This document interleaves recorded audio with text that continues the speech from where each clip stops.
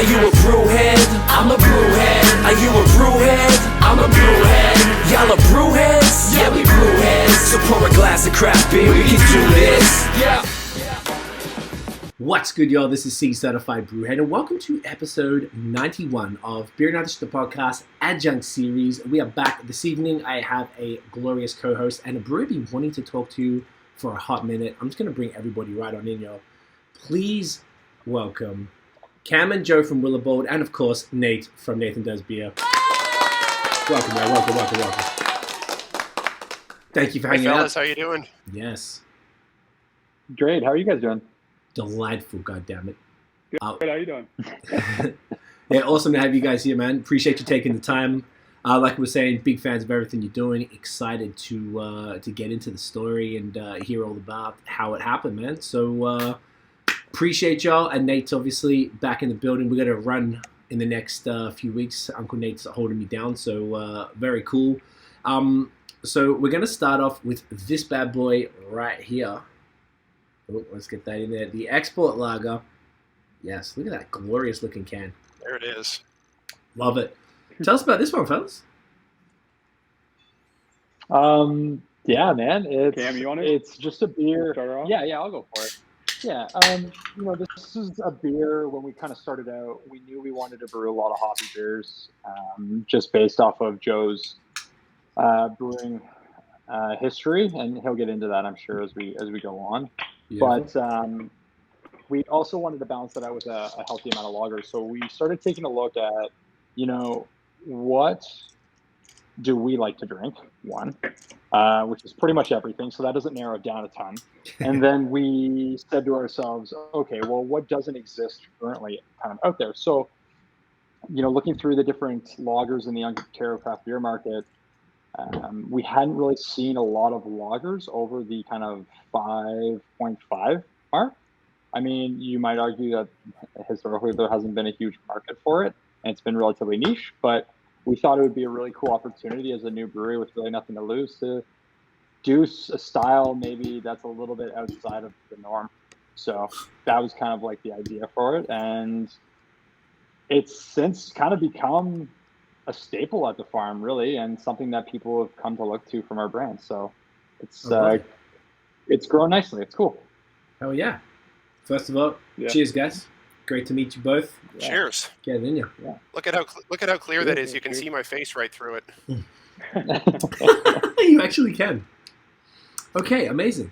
So an export lager, is that just there's like export stouts and stuff. Is export lager a style, excuse my ignorance, or is it just kind of like a ramped up lager as far as the intention here?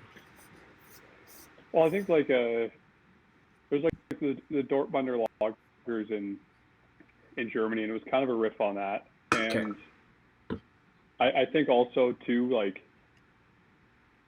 we joked around about like Molson having their export beer and how that was like kind of something we'd steal from like our dads or like our friends' dads' fridges growing up before maybe we were allowed to actually purchase alcohol. And so I guess like Cam was saying, like we wanted to do lagers, and this kind of started as a bit of a joke, I guess, a little bit, or like just a gag between us. We're like, oh, wouldn't it be funny if we did something like this? And then, yeah, like Cam was saying, it's kind of turned into a staple now for us, and something we've rebrewed probably more than any other lager I think we've made so far. Wow. It's the hiding of the alcohol. I mean, obviously it's not huge at 6.5, but in this type of style of beer, normally you can tell, like you would sip this, but like, damn, that's strong. This is glorious. I would never have known if I didn't see it. Yeah, it's funny because like I've had this this export lager a few times now, and I don't think I ever noticed that it was 6.5 until Cam just said that now. Like that you guys were thinking there aren't many like lagers above like the 5.5 mark, but yeah, 6.5. I never realized that before now. And yeah, like it's got a good bit of of sweetness to it, kind of like in the way a Helles would, but probably maybe a bit amped up a little bit because this is probably on average going like a full percentage point higher than than your typical Helles. Yeah, totally. And that's what we're kind of. Sorry, go ahead. No, go ahead. No, I was just going to say it's, too, is the other thing, we were kind of looking at is going back to talking about, market fit, because that's a big thing that we try and consider when we're putting beers out there. This beer in particular, we kind of took a step back and be like, okay, well, people are really into big beers right now, but there's no big lagers. And if I was a craft beer drinker, how do I get a craft beer drinker a little bit more interested in lagers when they're not quite getting the same love, I would say, across the board as like big hazies and stuff do, is let's put it overproof. Let's throw it up there at 6.5%, and see if we can get a little bit more buy-in and coax a few more people into it. And that was kind of that was also like definitely a consideration when we're making this. I love it. Yeah, cool. Totally. Even the marketing. Was the was the label here? We can take another look at that.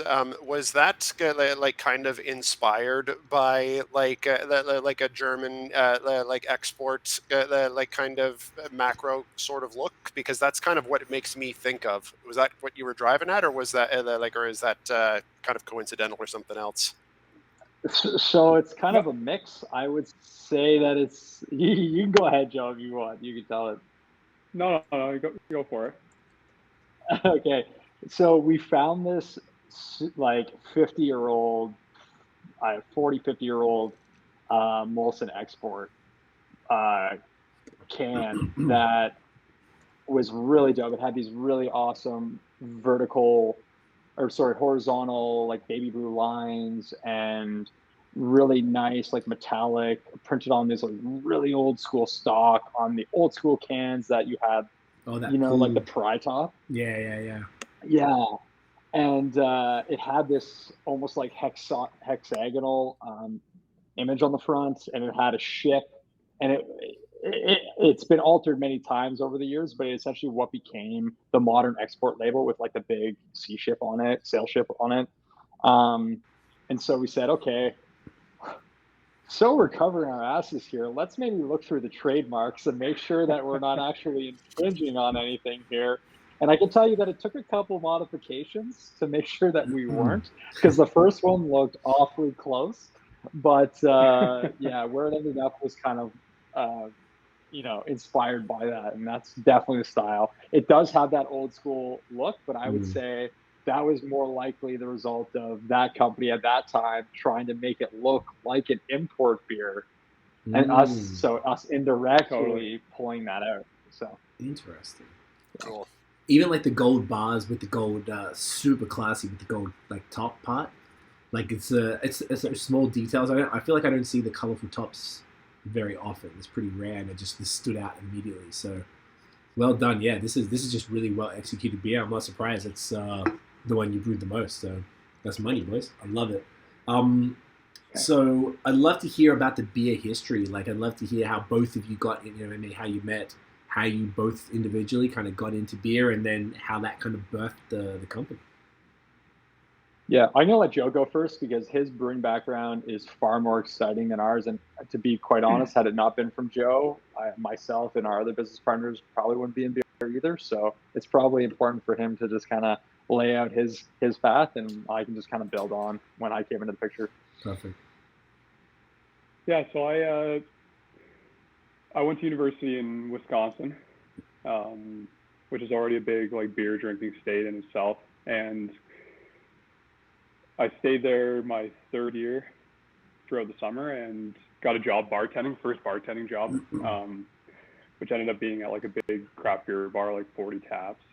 Hadn't really been drinking much craft beer at that point, and just kind of really was getting into it, and went to a local brewery, just kind of next town over, and went there, met the brewer there. Hadn't done any real homebrewing or anything, and he had mentioned he had gone to a school in Chicago, Siebel, and so I was like, oh, that sounds pretty cool. Like, would love to learn more about that. And then did a few home brews. They turned out not super great, but just loved the process and loved drinking and kind of just loved everything about the industry. And I was like, okay, well, I was studying like business economics, like a finance economics degree in school. I was like, hey, I don't really want to do this when I graduate. Like, what do I actually want to do? And applied for some courses at Siebel. Was accepted, got in, and then ended up going back for their like master brewer program. Wow. So graduated university, and half the program is in Chicago, and then the other half is in a school called Domans in Germany. So did that program, and yeah, just applied for a job as soon as I was leaving the program. Ended up working at Jolly Pumpkin in Michigan for 2 years. Was really into mixed fermentation beer. Got super fortunate. There was no job posting, but just sent an email, and it worked out. One of their brewers was leaving for paternity leave when I applied, so yeah, I got super lucky. So I was there for 2 years. Absolutely loved it. And then at that time, I had some friends that were living in the UK, and I found out about the Commonwealth visa that Canadians under 30 can apply for. Like a 2-year visa, no real hurdles to get. I think you just needed like you just got to be under in a bank account. Yeah, that's how I came here too. So, oh yeah, awesome, yeah. So I told my boss there, I was like, I kind of want to explore and travel a little bit, and it seems like a cool opportunity. And he was amazing and made some phone calls and set me up with a job over there at a Beavertown at the time. So yeah, went over there, and that was amazing. So I lived in London for a year, brewing there, and have a lot of friends over there, and still ended up moving right before the sale, which kind of turned a little bit of an exodus there. So there's not many people that I worked with that are still currently there. Yeah, so I was there for a year. Prior to moving to the UK, I met the owner of Monkish down in California. So we had a relationship for a long time back when they were still making like Belgian beer, even before any of the hazies or anything. So I was over there in the UK, kind of maybe looking to make a transition, and he was looking to hire someone. So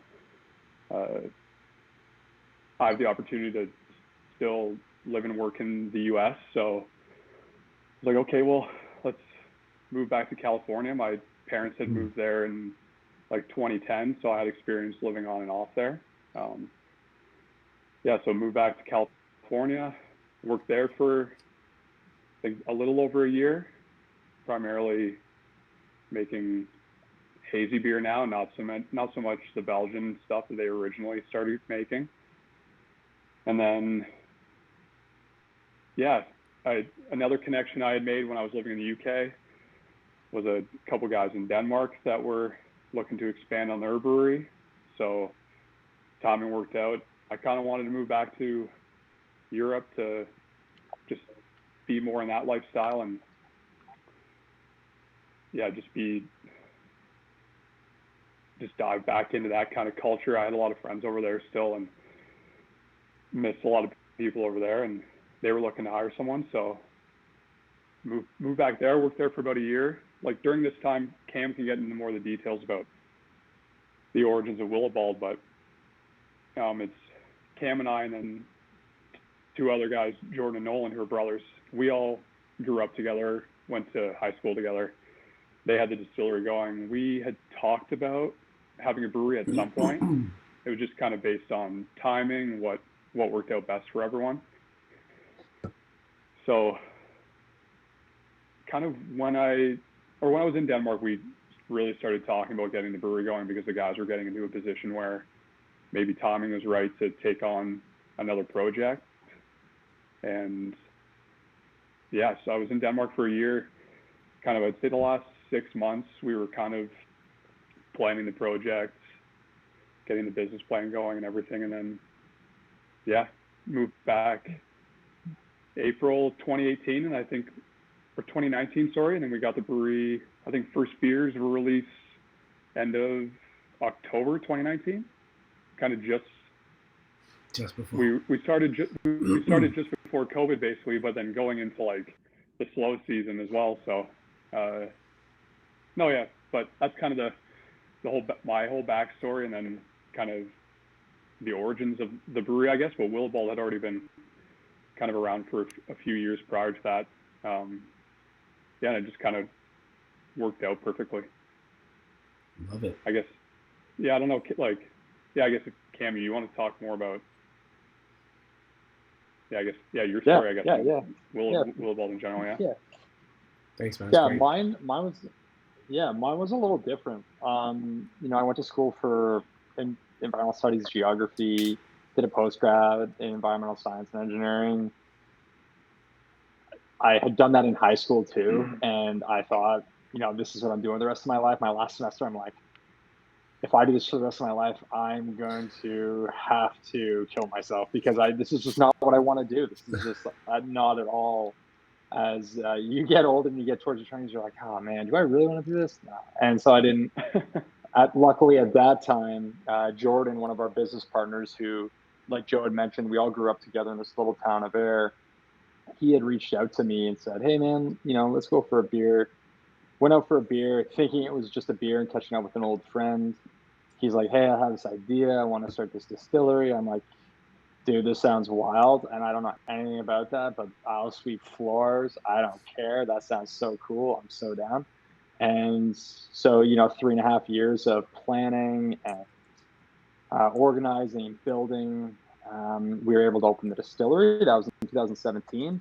And again, the whole time kind of keeping in touch with Joe. And obviously we're in the alcohol beverage space. I mean, I guess that's not obvious, but we loved craft beer, you know, and Joe coming home and bringing us all these treats from Jolly and from Monkish. It's like, how do you not love that, you know?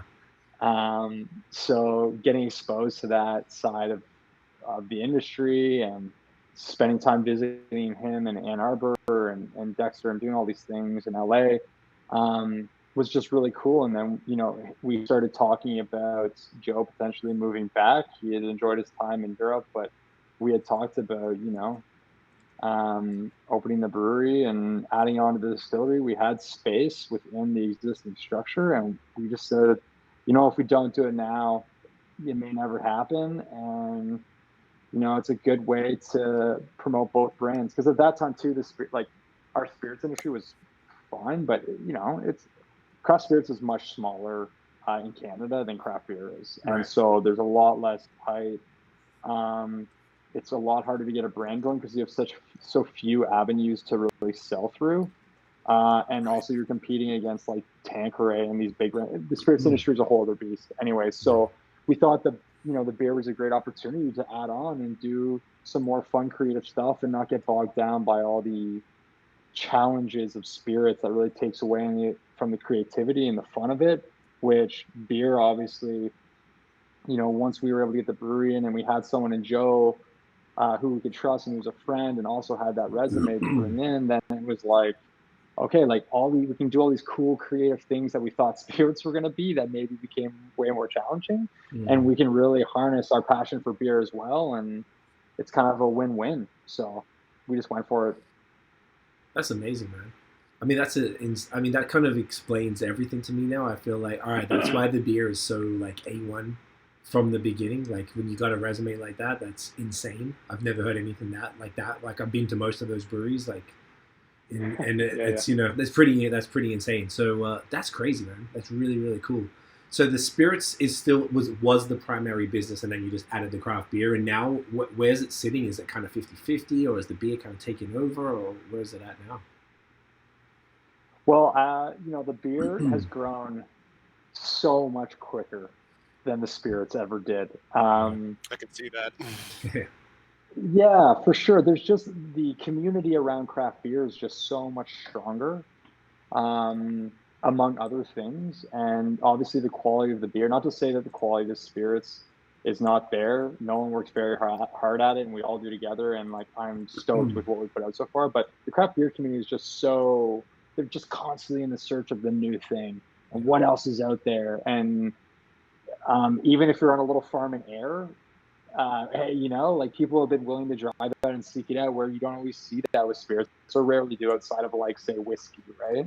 So I would say I could easily see beer overtaking spirits in the next couple of years. Just, you know, there's that strong community support, you know? Yeah. No, I love it.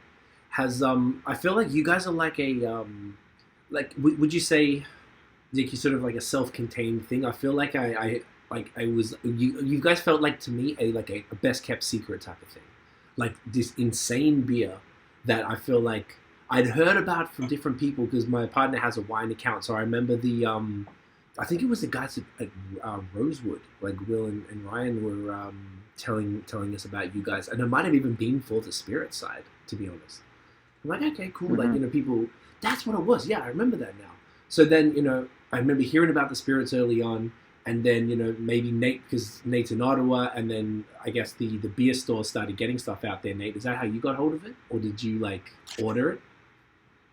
Well, yeah, and this is going to lead me to to one of the questions that I had, because when like my first taste of your guys' stuff was a bit earlier on when when you were doing shipping around the province, which what you had for a little bit, and then I think at one point you guys made the decision to to cut that off. And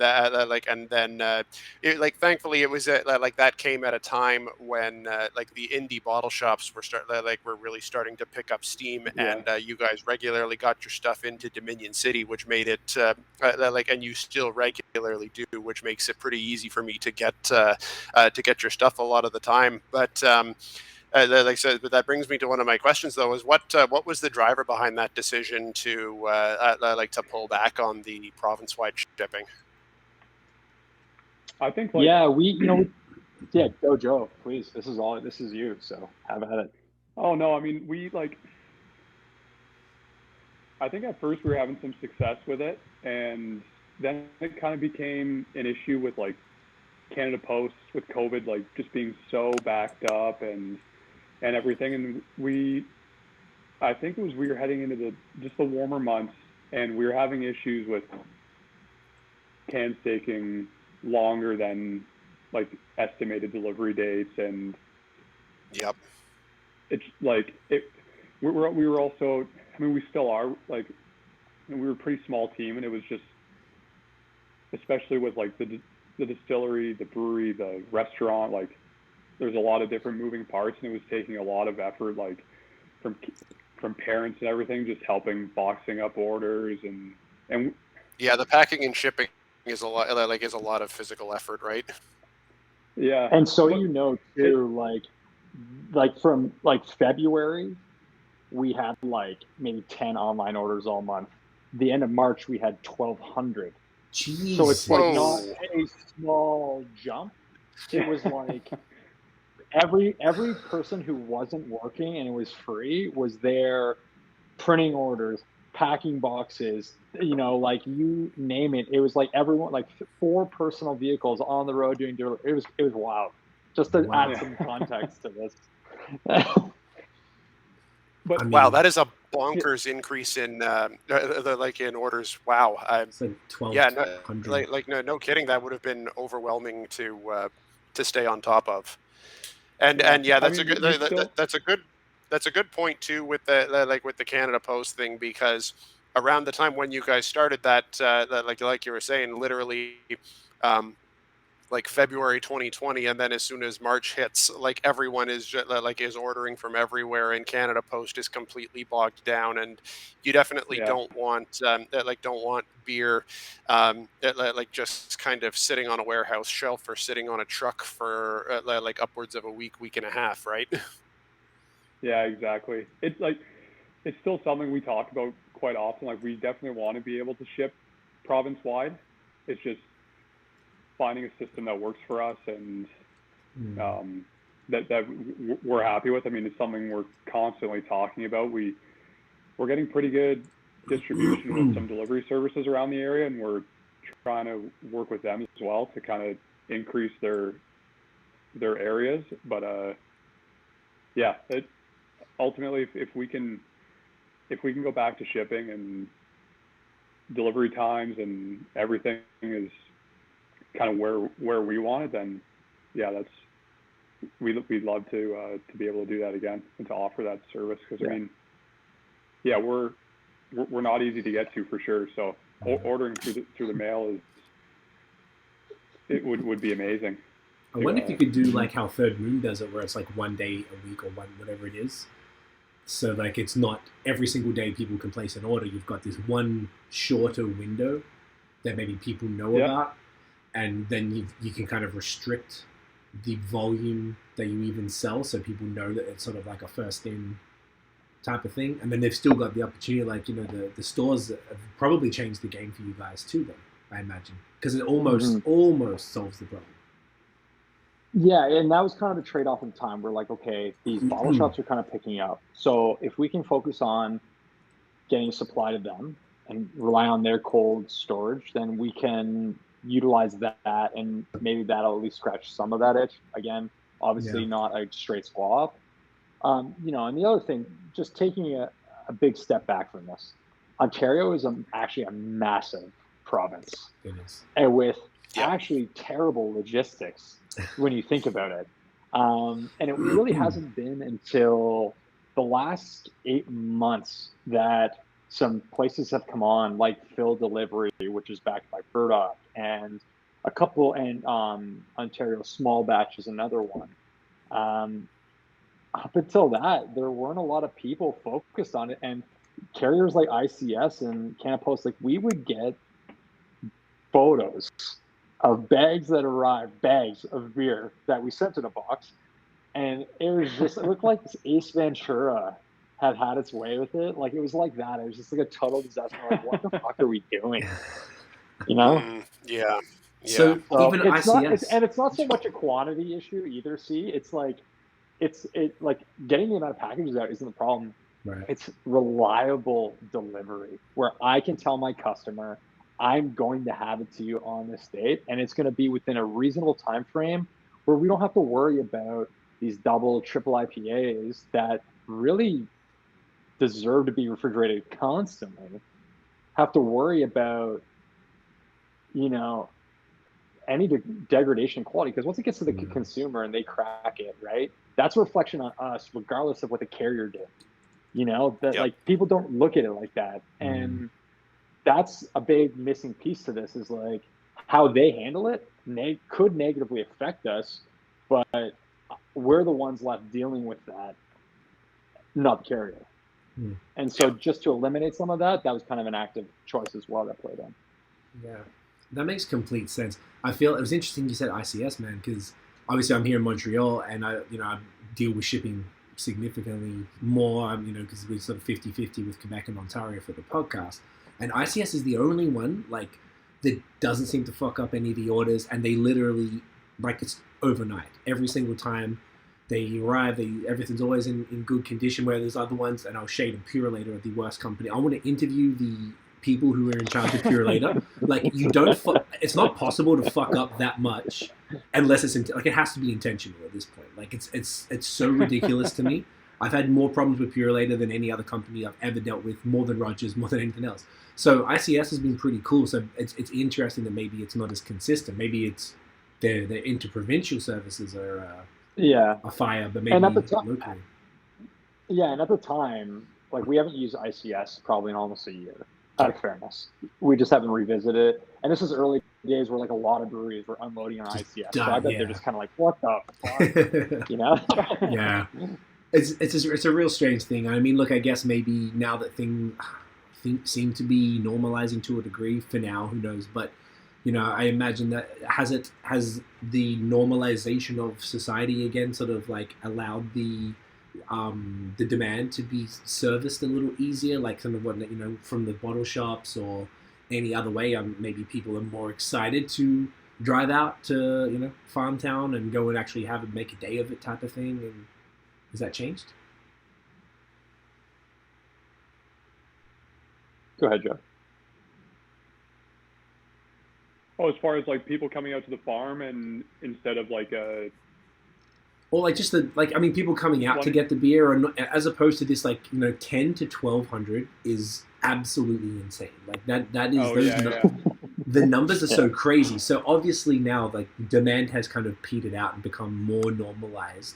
So I imagine you're able to satiate most of the your customers who maybe there's someone like Nate in Ottawa, which is even for me it's quite I imagine, I don't know, actually don't know where the fuck Ayr is. I know we'll get to that after. So I imagine it'll be probably 6-7 hour drive for me here from Montreal, and even Nate in Ottawa will probably be not too much shorter than that.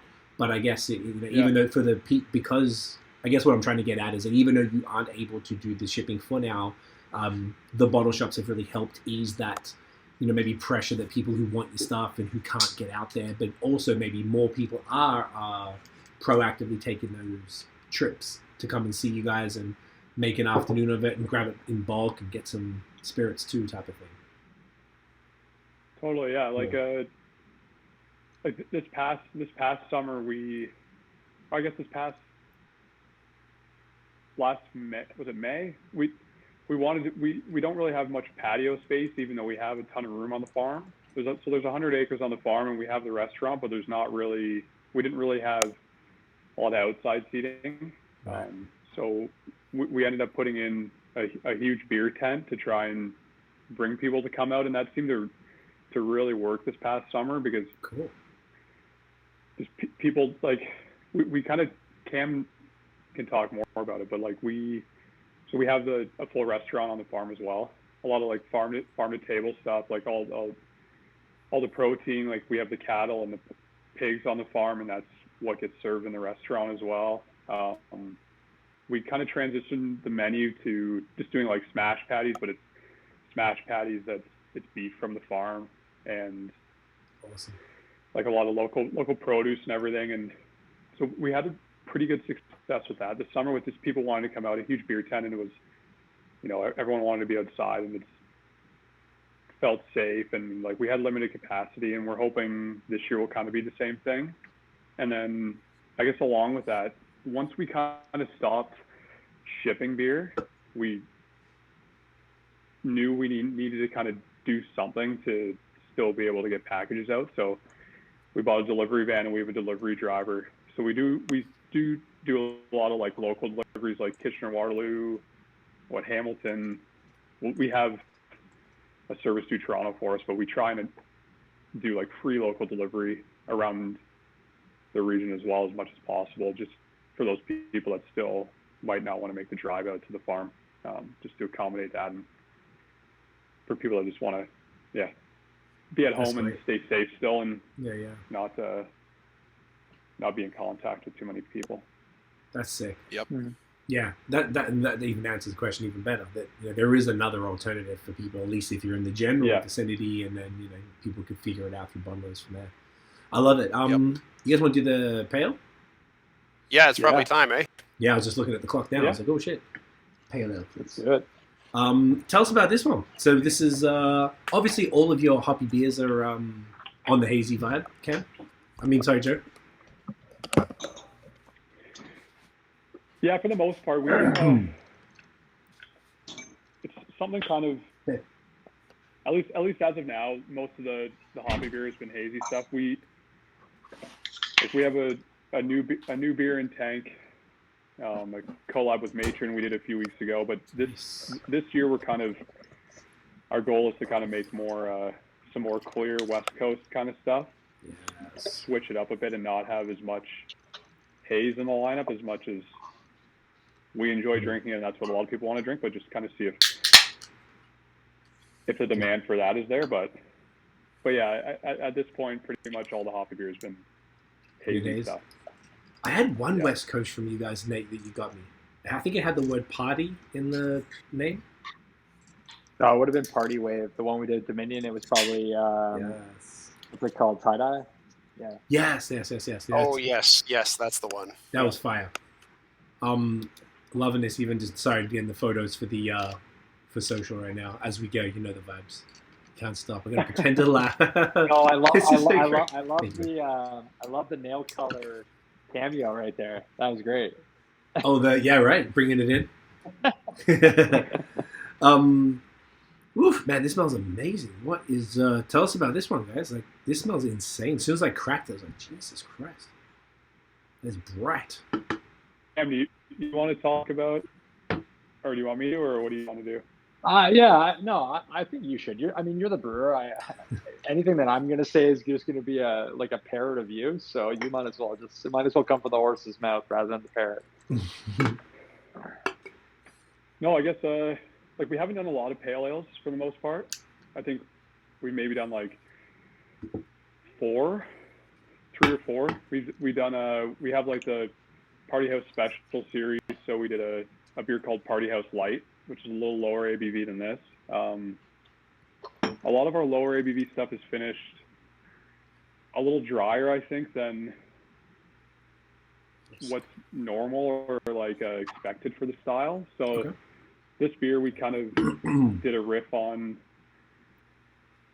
what we like in pale ales and kind of what's kind of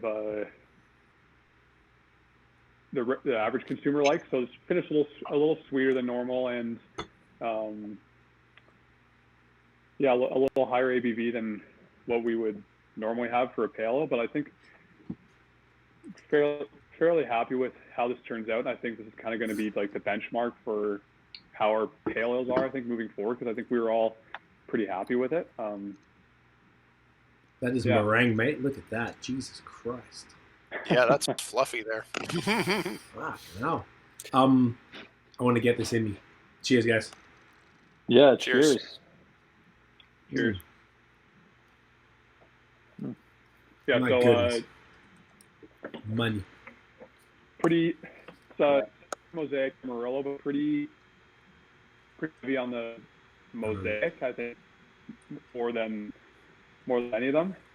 So it can be pretty dank and fruity, but there's also that, I don't know, a nice like blueberry note you don't necessarily get with Mosaic, I feel like, as much anymore. Yeah, that's okay. Yeah, I wasn't quite sure what point to put on that, but yeah, that totally is blueberry. As soon as you say it, it's like, oh my god, that is what it is. Yeah, yeah, exactly. Oh I get the dank, and the Amarillo's and is a nice touch as well. Kind of gives a bit like a bit of an earthy, bit of a piney touch to it as well, and that bit little touch of of spice to it. Not nothing nothing overpowering, but just just a little hint of it. It's nice, and you're right. It actually is quite dry. There's very little residual sweetness to be had there. That's a good that's a good mark to hit for a pale ale. Yeah. This is insane. Yeah, I think. Oh, sorry. No, please go. Go. No, I think we all tend to like drier beers for the most part. I know we've been trying to find a good like happy medium between what we like to drink, but ultimately what everyone else likes to drink as well. So we've been kind of tweaking it, and I think we're happy with the place that this is at right now. We like I said, we don't do too many pales, but I think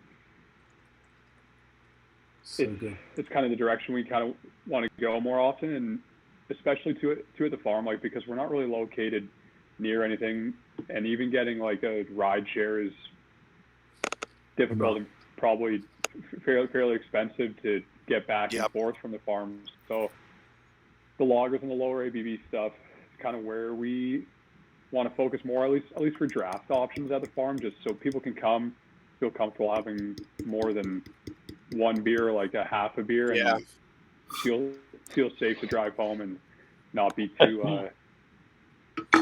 Because I mean, we ultimately have to watch out for the customer too, and make sure everyone's safe and getting to and from the farm safe. So absolutely, we've learned this the hard way. We've learned this the hard way. So in trying to figure out what the right mix is, there have been times where we just haven't got it right, and you come into Willibald and there is like double IPA, double IPA, milkshake double, triple IPA, and a lager. Oh, okay. Right. And a lager. No, but that's an important point, and one that could be easy to overlook from like a business responsibility standpoint, like having something that is a little more approachable and a bit easier to have to have one or two and still be able to drive home safely for for whoever's driving. So it's a good thing to keep in mind, and that also kind of brings us to a very important question: where the fuck is Ayr? Yeah. To be honest, Ayr's in the fucking middle of nowhere. It's technically, I guess, Waterloo region, but we are one concession for all you urban folk out there. That's essentially like concessions are the horizontal like grids that the countryside is laid out on. We're essentially one road over from being in Brant County, which is like Brantford and other places that are smaller. Other places, savage.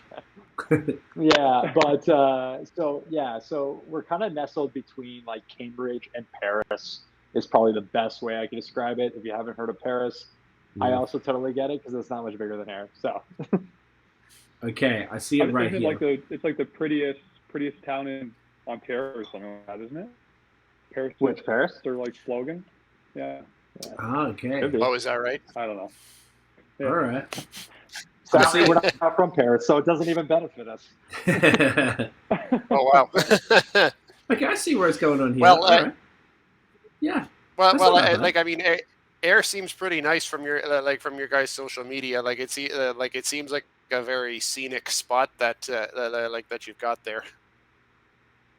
Oh yeah. Yeah, we're really lucky. We're really lucky for sure. Yeah.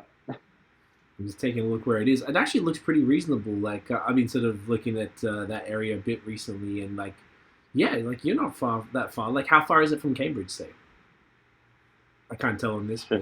15 minutes, mate, tops. Like, tops. What about Hamilton? Yeah. Like half hour? 45? 45. That's sweet as, man. Like, man, I don't know. For me, whenever I go to Ontario, obviously I'm driving minimum 5.5, 6 hours to get to Toronto, where we usually go. It's where my family and my girlfriend's family are. So, like, extra a little bit to go visit them, that's nothing. That's like, if you go to Vermont, every single stop is 45 minutes between everything. So, that's awesome. I really feel like now, let's want to, like, having now another hazy boy from you guys, like, understanding, like, Joe, your background with it, and it all kind of just makes sense now in a way that before it was just your shit is fire. I was like, hell yeah, I can't wait to talk to you guys. But now I'm seeing the lineage that you're coming from. I'm like, it's a whole other level. Do you specifically for you, Joe, do you feel that the learnings that you got from Siebel, from the UK, from Denmark, from Germany, from Monkish, from Jolly Pumpkin, from all of that, did that all, like, I imagine it all, like, how did all of those influence where you guys, the beer that you make, sort of, how did all of that come together in what you do today? And then probably the second part to that was, what did you guys want to achieve? Like, if someone's to describe Willibald's beer, what did you guys be like, all right, we want to do this with our beer, and how did that sort of play into your skill sets that you derived from your experience? Yeah, I mean, I've been fortunate to work at a few spots that, like, I'd say, like, really specialize and are good at what they actually make. So, like, Jolly Pumpkin, like, mixed culture beer from just different kinds of oak, like basically learning how to work with oak, and that was something I had never learned how to do before, and that was something I really wanted to learn. I was fascinated by mixed fermentation beer. I think, like, the first Jolly Pumpkin beer I had, I was living in Wisconsin. I absolutely hated it, and I was like, oh, what is wrong with this? And then started drinking it more and more, and like, I mean, it is like an acquired taste, right? So couldn't agree more. So yeah, I just became obsessed with it, and then so working there was, learn the foundation and the basics of, like, that style and what's good and bad about that style, and what to just all the ins and outs of that, and then going to I went to the UK, and that was mainly hop forward beer for the most part. Like it's pretty much what Beavertown was doing. A lot of hop, like IPA, pale ale. That was a lot of like I mean, just relearning how to brew those beers, and the scale as well. Like that's the biggest brewery I've worked at, and just learning just learning how to work at it at a certain scale as well. Not that us at Willibald ever kind of want to get to that scale, but at least just getting that experience. And then going to California, and I had never even like had a hazy beer, I don't think, until went back to California. And like I remember there's all these theories going around back in the day. It's like, I remember hearing a story like a brewery was throwing like pectin in their beer to get haze, and it's like, oh, is that what they're doing? They're throwing flour in. It was like no one really knew at first, and then so it was cool. It was cool to learn at Monkish really how to do that. And then when I went to Denmark, it was kind of a mix of both, like some mixed culture beer, and then a lot of hoppy beer as well, because that's by that time like Europe was on like the haze craze, like they still are, and there's a lot of these breweries like Verdant and all these breweries have just been popping up now, and other breweries in Denmark making really nice hazy beer.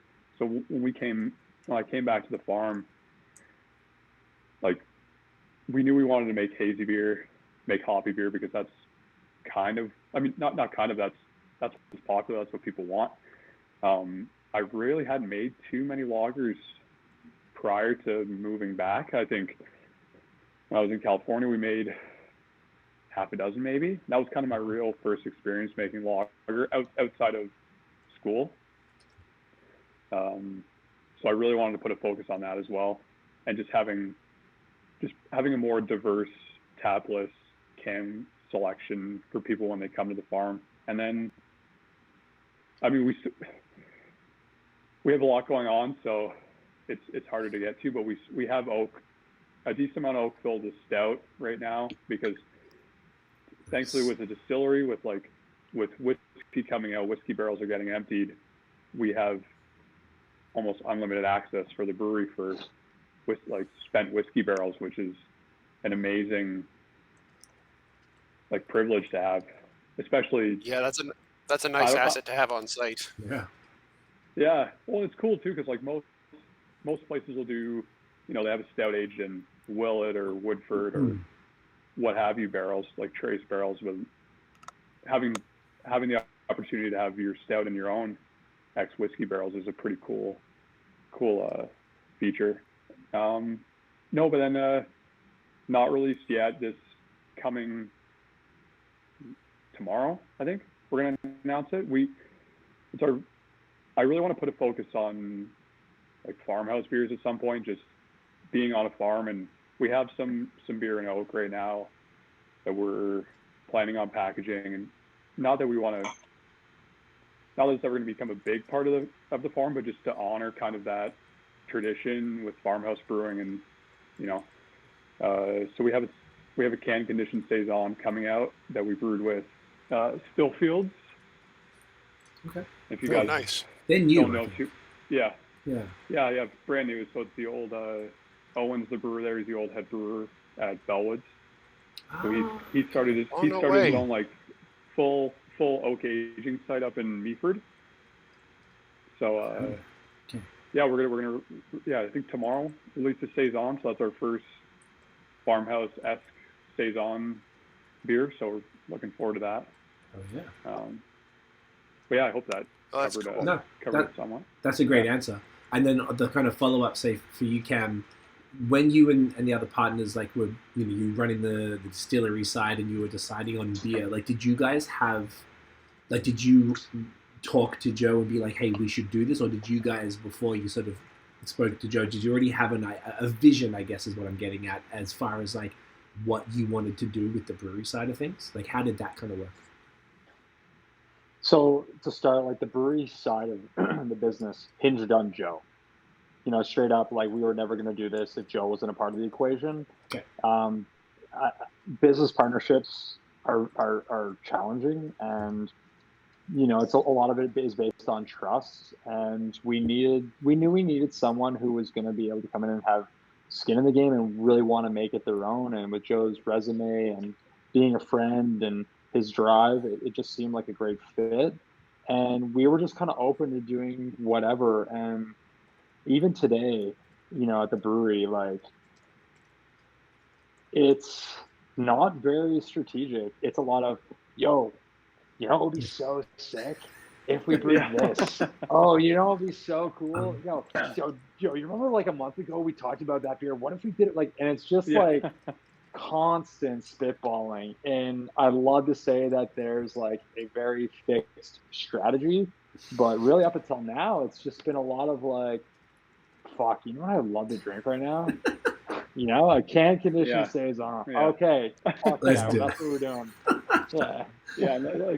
Like anytime we're gonna have a collab or anything, like the other brewery will, you know, you're like, okay, well, what's your schedule like? We can work around. It's like our schedule is insanely flexible. So whenever it works for your schedule, like we can definitely make it happen. I love that. That's I was going to ask as well about collabs then. Sorry, Nate, if I'm hogging all the questions here. That's all right. Collabs. I know you guys you've done a bunch. Like, how is, you know, what's some of the stuff that you guys have done, or you got things that you're working on as far as that? Being that you guys are, I know everything's kind of virtual now, for better or worse. Like during the last couple of years, so it's probably allowed for more collabs. I reckon I've probably seen more collabs, arguably, in the last couple of years because. Before it hinged on people physically being there, but most collabs, you would probably argue, were strictly virtual just by, you know, the nature of the world. But yeah, collabs being, you know, you guys are in the region that you are, which isn't as bad as I thought it was when you were saying where it's in the middle of nowhere. It's not that bad. Cambridge isn't too far. And, you know, how was that sort of typically worked? Because I love that. I love that flexibility where you just sort of speak into someone who has a brand new brewery that's into like farmhouse stuff. You're like, hell yeah, I want to do that. It stays on, boom, let's go. Like, how has that kind of worked for you guys in the last little bit? And maybe it was different pre-pandemic than after as well. No, I think like just like Cam and Jordan Nolan, just even from not necessarily being in the beer industry, but being in the alcohol industry, have known people for a long time. Like we poured at Rooted in Place Dominions Festival February 2019, and that they had never even had our beer before. It was just a contact that Cam had because the restaurant had been selling Dominion beer on draft, which was an awesome festival too. But it really was. I was there as well. That's one of that's one of the best festivals I've ever been to. Yeah. No, I would love for that festival to happen again because that was a lot of fun. But yeah, like I think it's just been like people we've connected with and been friends with. Like for instance, the Stillfields collab. Owen and I, we've been talking for a few years just through social media. We never actually met in person, and then we had a Bellwoods collab. When was that, Cam? Like over a year ago, maybe. But what was that called again? I'm looking. Willie Belson. Yes, that shit was fire. Yeah. So that was back in March of last year. So it was literally almost a year ago. Wow, it does. Yeah. Man, time just goes. Okay. That was a two-way collab too, right? That was like, because I had their version, but you did a version too. Yeah. Okay. Yeah. I love that. I love those double collabs. Yeah, it's a lot of fun too. For instance, a double collab, like we just released one today. A guy named Lucas that I worked with at Beavertown, he owns a brewery now in Berlin called Pure Sviacek. So we both released the same beer. They released theirs 2 weeks ago now, probably. But yeah, we just released our version today, and yeah, completely virtual collab. We're love to go over there at some point or have them come here, but yeah, I think a lot of the collabs is just people we really get on with and people we really connect with. And I think we've tried to make it more than just like making a beer together. It's hanging out and people, just people we connect with and have the same values as us, and just have a good time doing it. We try to make it just more than just brewing a beer together, I guess. Like try to, Yeah, that's Well, that's nice when it has when it kind of has that extra layer to it of of there being a bit of a connection made as opposed to just a simple recipe share and and slapping the other brewery's label on it. It's it's good to hear when there's a bit more of a story and a connection behind it. Yeah, for sure. Even the beer, we brewed when Superflux did their little road trip in Ontario, and we got to collab with them. They're so nice. But we decided to do an away leg of that and brewing it there. Obviously, we can't be there for that, but we're going for the release actually in a few weeks. And part of that talking about this is they really fell in love with our seltzers, so we're actually shipping out kegs of our seltzers to pour on draft there with the release of the beer, which is rad. So things like that, which have been really great. And again, speaking kind of to what you were saying, Nate, about like just meeting great people and just really like leaning into it one way or the other and just kind of being open to be like, whatever you're into right now, like let's roll with that, and try not to come in with any preconceived notion of like, this is what we're doing. I think if you put the horse blinders on too much, you don't do anything cool ultimately. So yeah. Definitely. Speaking of seltzers, that you reminded me of something there, because back in in kind of early to mid 2020, when the seltzer game was just going bonkers, exploding all over the U.S. and and coming up here as well. You guys were the first ones that I remember in Ontario, to kind of have a big seltzer, that people were going nuts for, and I think it was the strawberry rhubarb one. Did you guys have a sense at the time of how the seltzers were exploding? Like, how did the timing come about on that for you? Yeah, so it was kind of random. We had December 2019. So Jordan and Nolan and their family and my family have condos in Florida on the same beach, just totally randomly. We didn't know this till like 15 years later. But anyway, so we oftentimes, when we're not tired of each other at work, we'll go away at, say, Christmas, and we'll go together. And we had heard seltzers were exploding, and I'm like, fuck, I've heard of White Claw, but I've never had one. So like, I'm just going to buy a case and go to the beach. So we bought a case. I'm like, fuck, I want to hate this, but like, I get it. It's just like, so easy. Oh yeah. To down 12. It's like this should hurt more than it does, Yep. So it was just like, we kind of toyed around with the idea, and we had talked to a flavor supplier about like doing custom flavors, and we'd even gone as far as to get some samples, but nothing really came of it. And then it was April 2020, so this is about 4 months on, and we had just finished an insane day of packing and shipping one of 1,100 orders or whatever craziness we were into at the time. And Nolan and I were just like, fuck, let's just try making like a liter or two of it in a corny keg, force carb it, and just like see what happens. And so we just hooked it up to the bar, cranked the gas up, and just like tried it. And it's like, fuck, actually, like, that's not bad. What if we added just like a little bit more of this? And like, honestly, probably within a week, we were just like, okay, this is pretty good. And so we're like, you know what? Like, I don't know if anyone will be into it. Again, like you were saying, there weren't a lot of like small guys doing it. So it's just like, you know what? We have Northern Canyon coming in anyways. We'll do a tank. It's about a skid worth of short cans. If we sit on it till Christmas, we sit on it till Christmas. That sold out in a week. And then the next launch we did, sold out in 24 hours. And then the next place we did, sold out in 12 hours. It's like, okay, this is like way more than we ever thought it was going to be. And we got people angry, like, why are you bringing this flavor back? Like, what is going on? It's like, we literally cannot do more. Yeah, so it was totally like, yeah, we had no idea. No fucking idea. Wow. Where's that at Oh yeah, now? that's nuts. Like, because those were the crushers of the summer, and like in 2020, people were losing their shit for it. Yeah. Oh yeah. Yeah, we were fortunate to get on when we did, I think. So Definitely. Where are they at now? Like, what's the seltzer sitch? Like, it's crazy, man. Like we sold, like, I don't even know how many cans we sold last year, but like an absurd amount.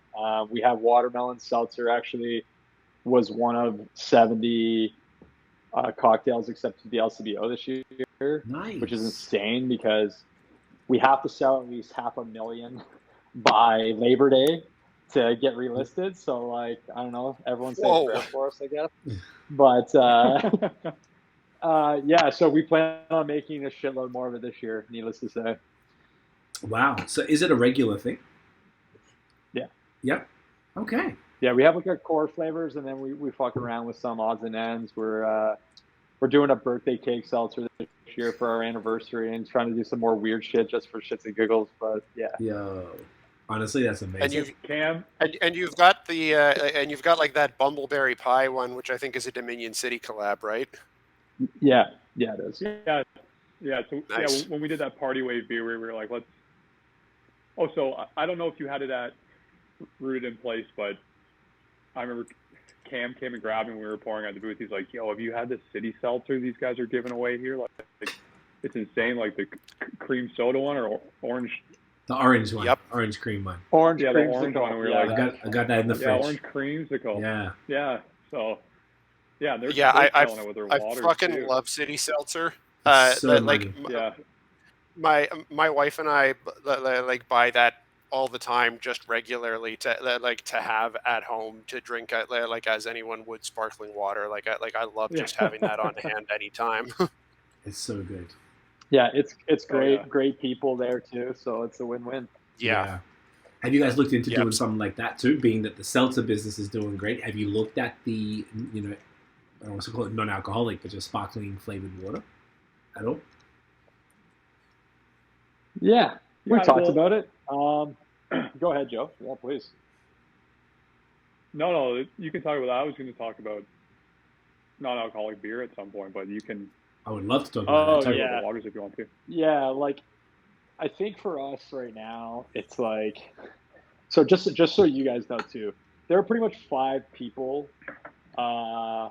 Sort of 6 people outside of the restaurant staff that do everything at Willibald. So it's like Joe does the brewing, Nolan does the distilling, they share cellar work, obviously. Jordan does like accounting, we share marketing, and I do like distribution and a lot of like the conceptual stuff with the guys and helping to do some of the other odds and ends.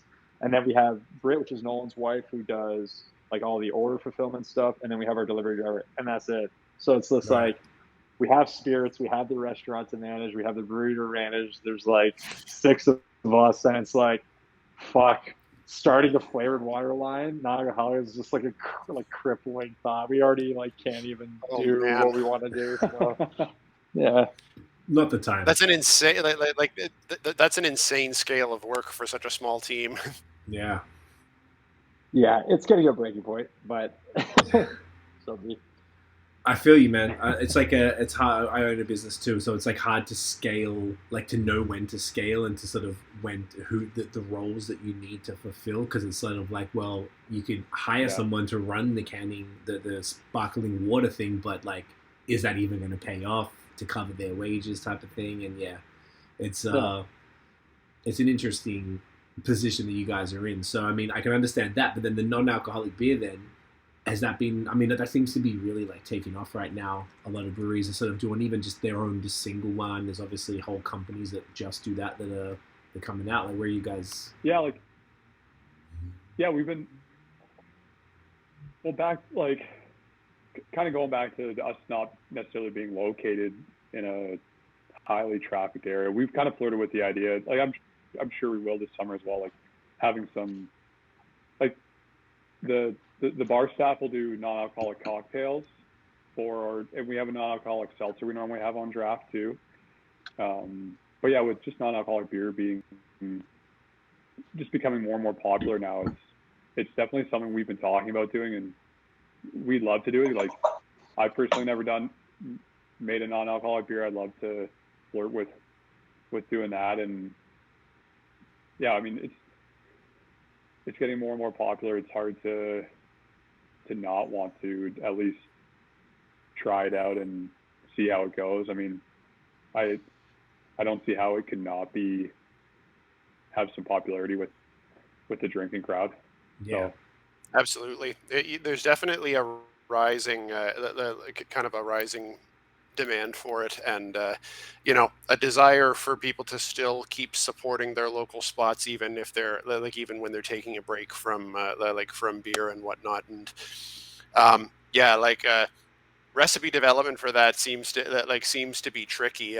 Matt from Rorschach in Toronto has told us that the non-alcoholic beer Free Spirit that they've got there is was one of the hardest recipes that they've ever had to develop. oh, I bet.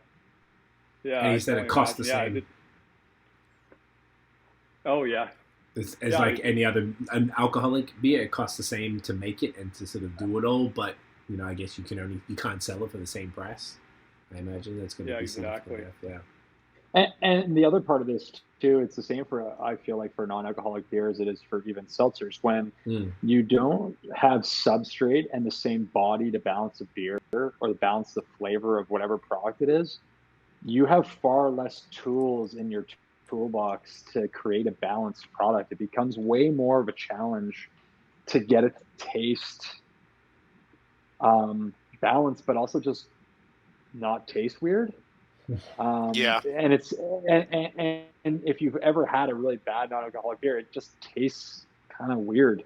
Yep. Or if you've had a bad seltzer, it just kind of tastes weird.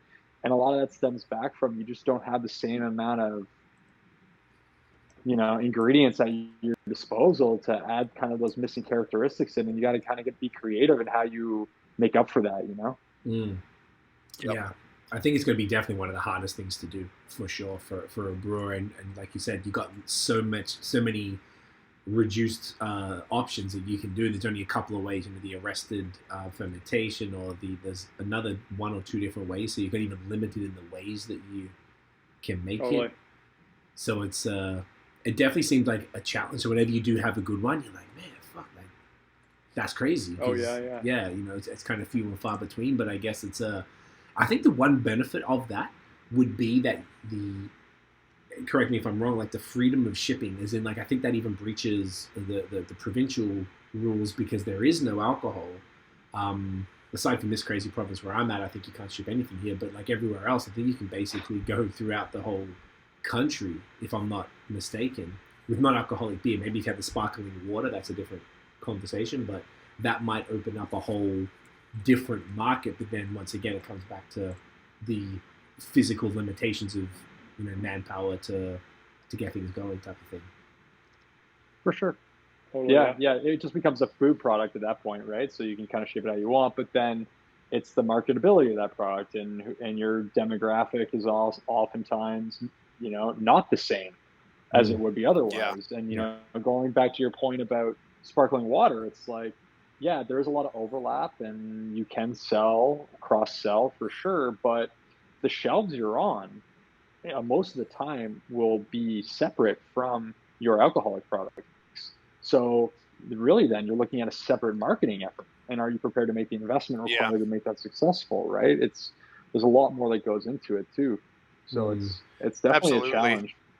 Yeah. We were talking with Bebo from Third Moon, like on our bi-weekly Chinwag show that we do on Instagram Live, and we were talking about exactly this, talking about how Dominion, their strategy being to create kind of a separate brand for it, and how it really is a challenge to market a different product like that, because generally speaking, the people the people coming to Willibald are coming to Third Moon or coming to Dominion City are not there after necessarily a non-alcoholic beer or a non-alcoholic seltzer. So it's at least not up front. So to have kind of the strategy to market it definitely has to be considered differently than your core product, which it definitely seems to be a challenge.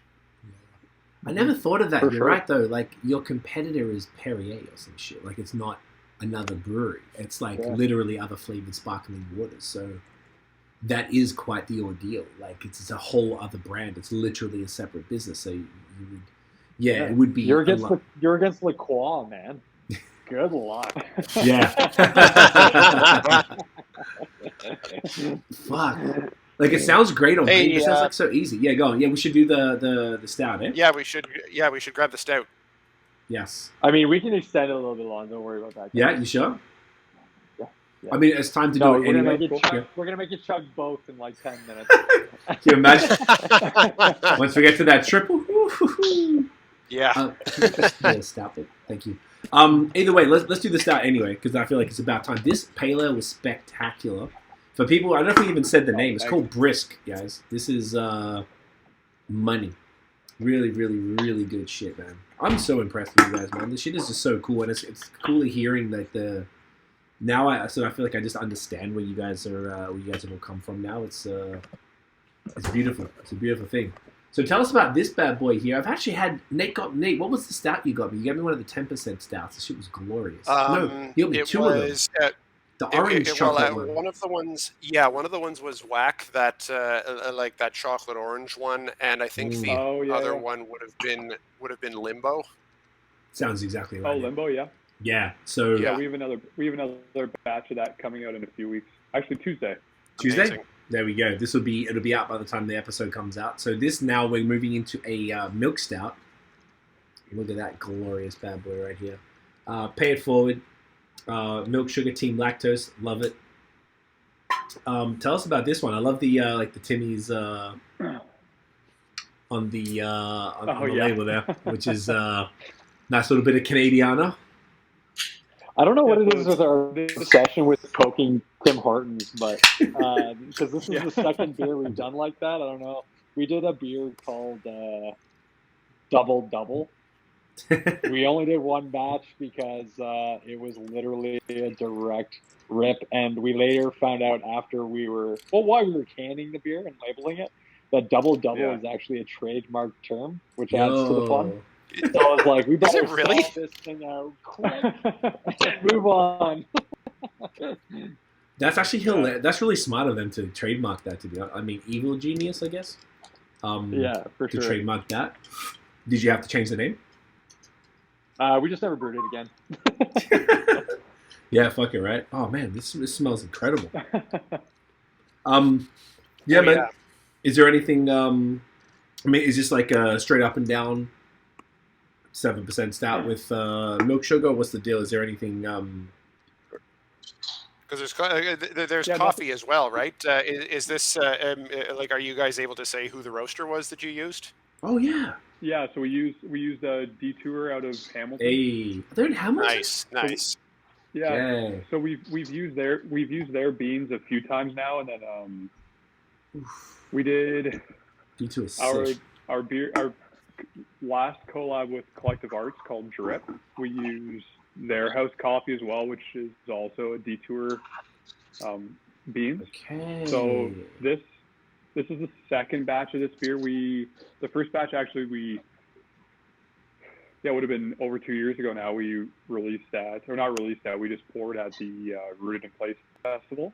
But yeah, we mainly just nothing crazy about this. We just wanted to be have a sessionable coffee stout. There's lactose in it, but not too over the top. I mean, there's still some residual sweetness, like a sweet coffee, but we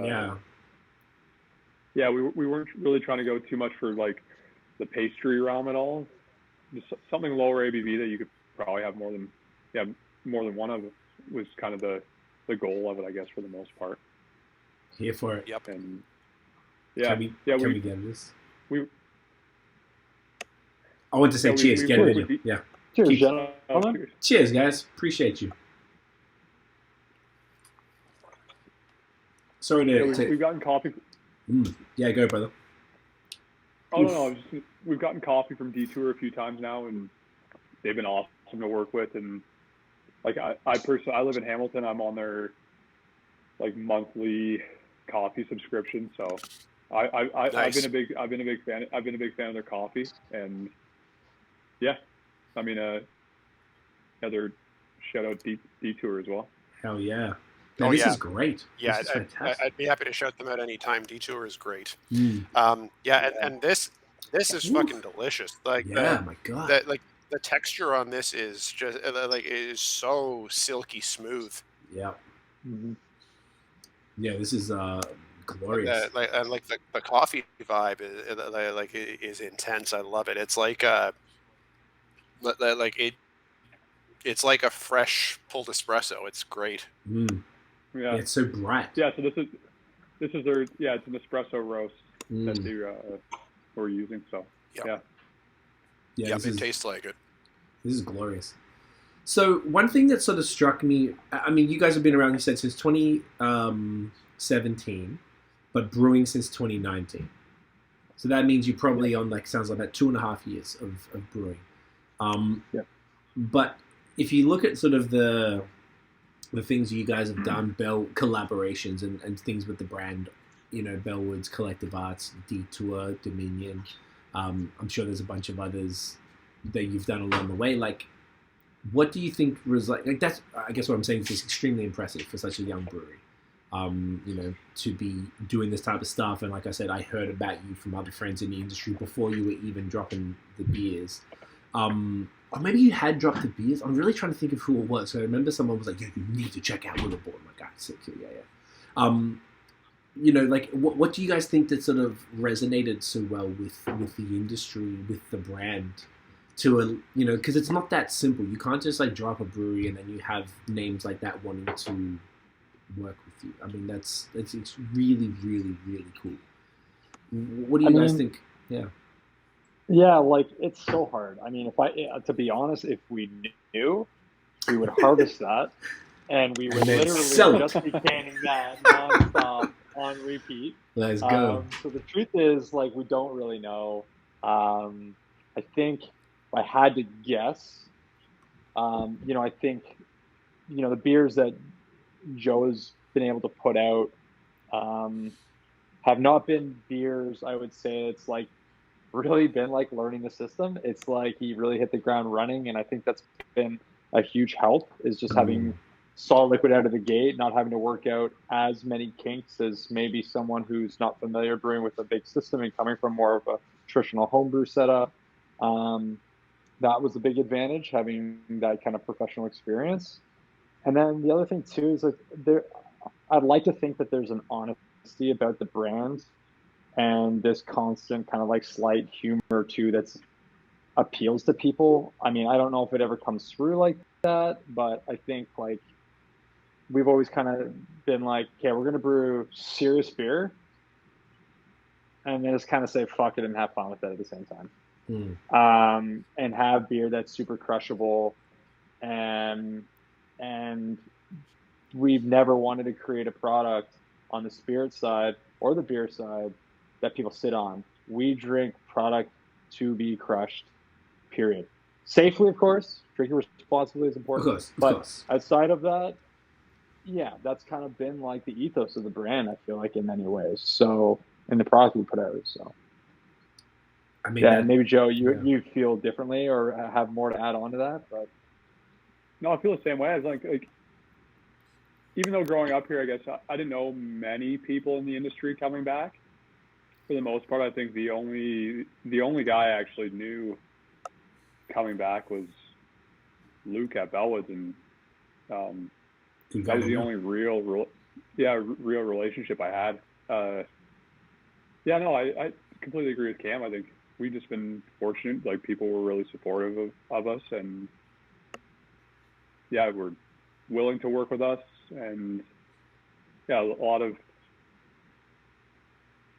not necessarily luck, but like, you know, just people have been just awesome, and we built some great relationships just from that. Even just Joe,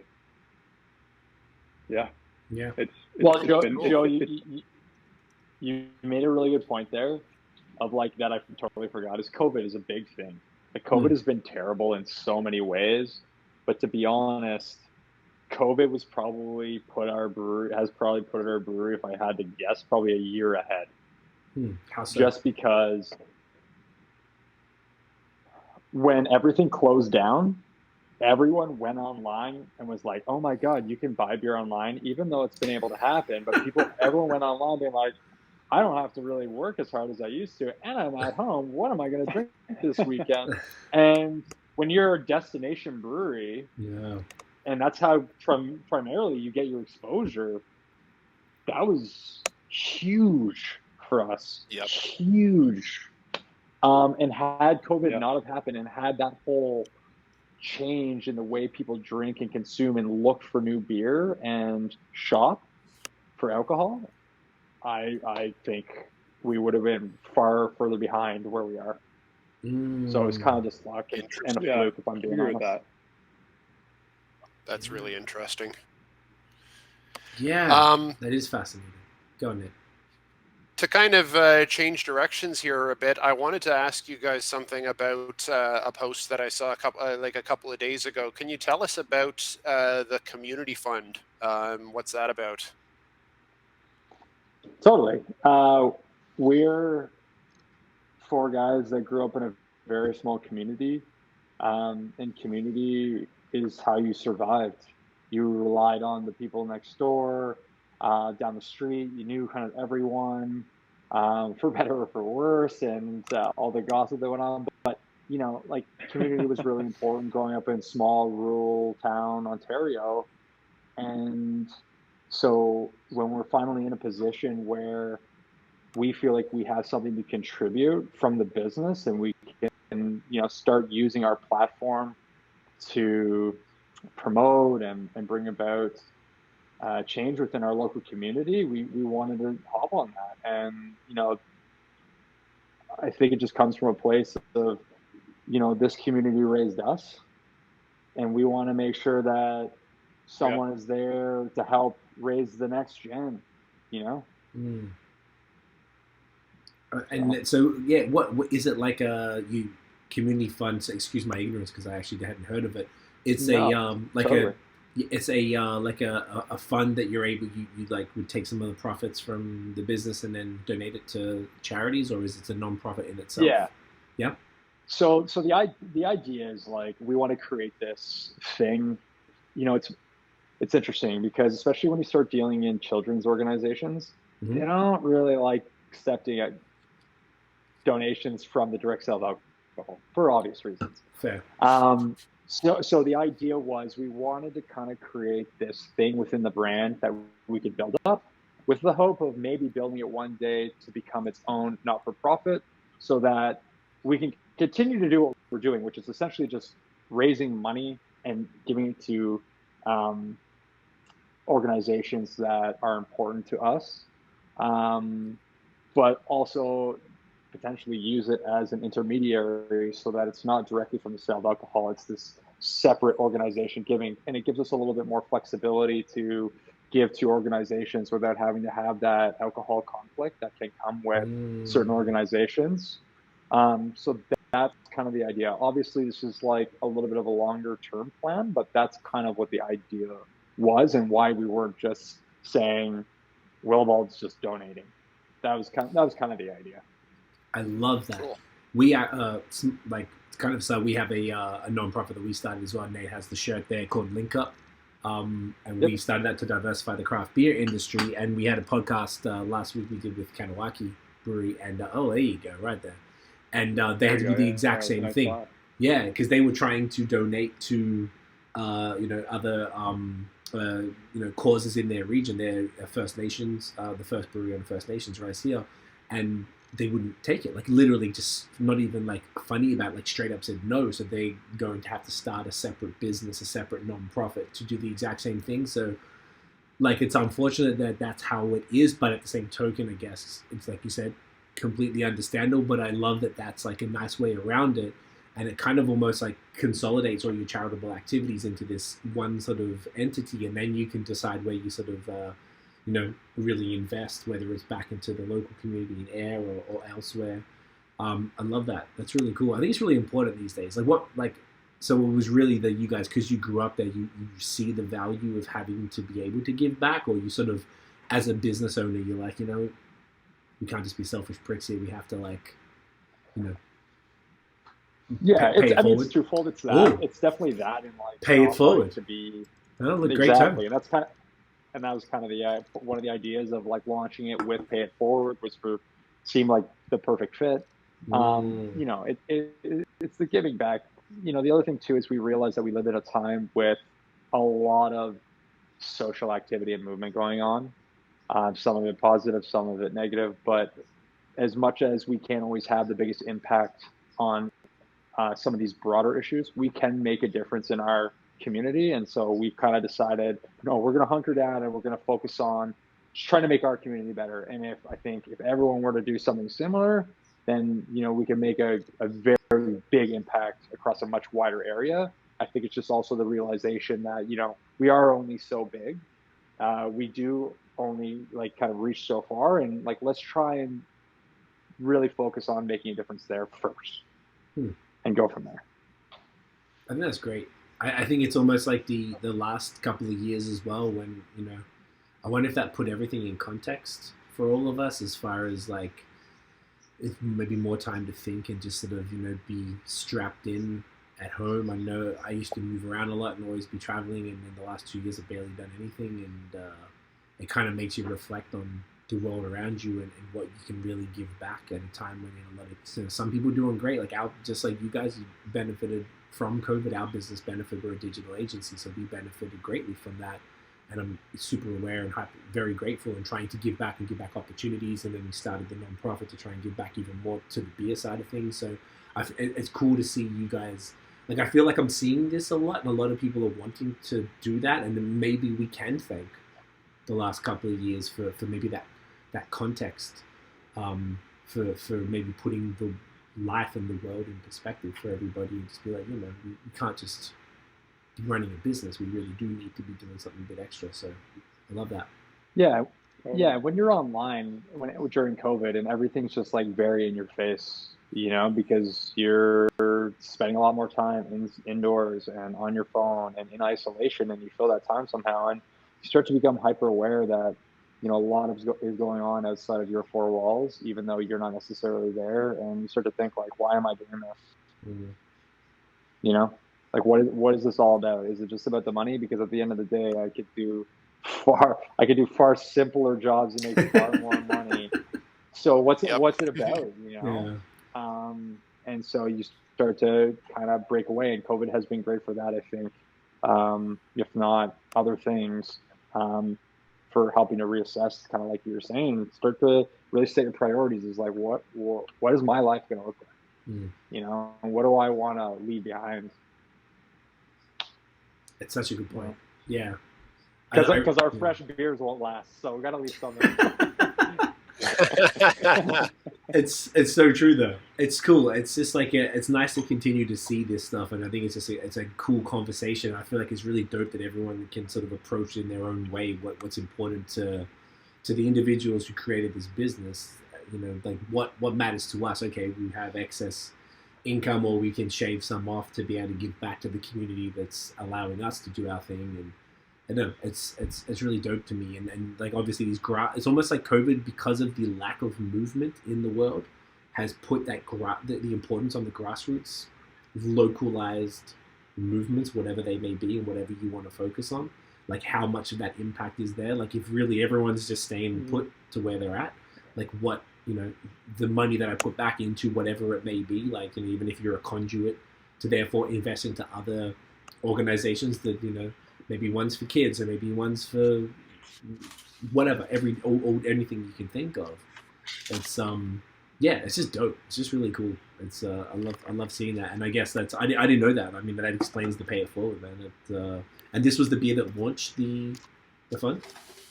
Yeah. So the idea was proceeds from the. You love it. We love a cameo. I love him, but he's proceeds from the sale of this beer. Some of the proceeds are going to go into the community fund to help kick it off, and then from there again, funny enough, the first charity we chose is a charity related to funding kids and helping them join organized sports who are underprivileged and maybe can't afford to. Because organized sports have played such a huge role in our lives and, help form who we've become later as adults. So and so because of that, now we're going to have to get a little bit more, creative about our fundraising solutions. But well, I mean, look, it's a fantastic start. Just the fact that you've even had to go to that level as far as creating your own actual registered non-profit is, because that's that's work, because we've had to go through it too. It's a whole ordeal. It's a whole thing. It's bureaucracy, just like it is for the incorporation of Willibald too, right? The same thing. It's not that different. So I very much respect that. I think that's really dope and just speaks to the values of you guys as brew owners as well. Very fucking cool, man.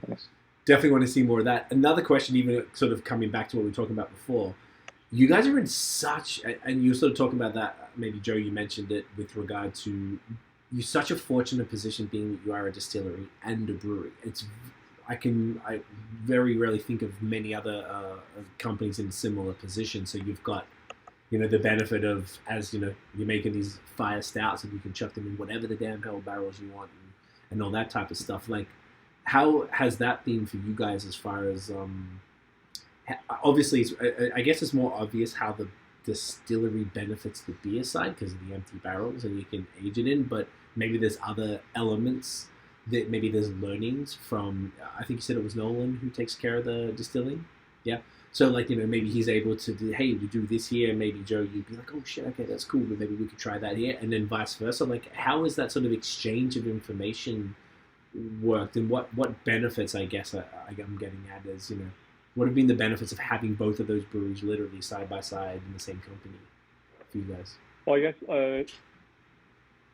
with the brew house, I mean, we haven't done it yet.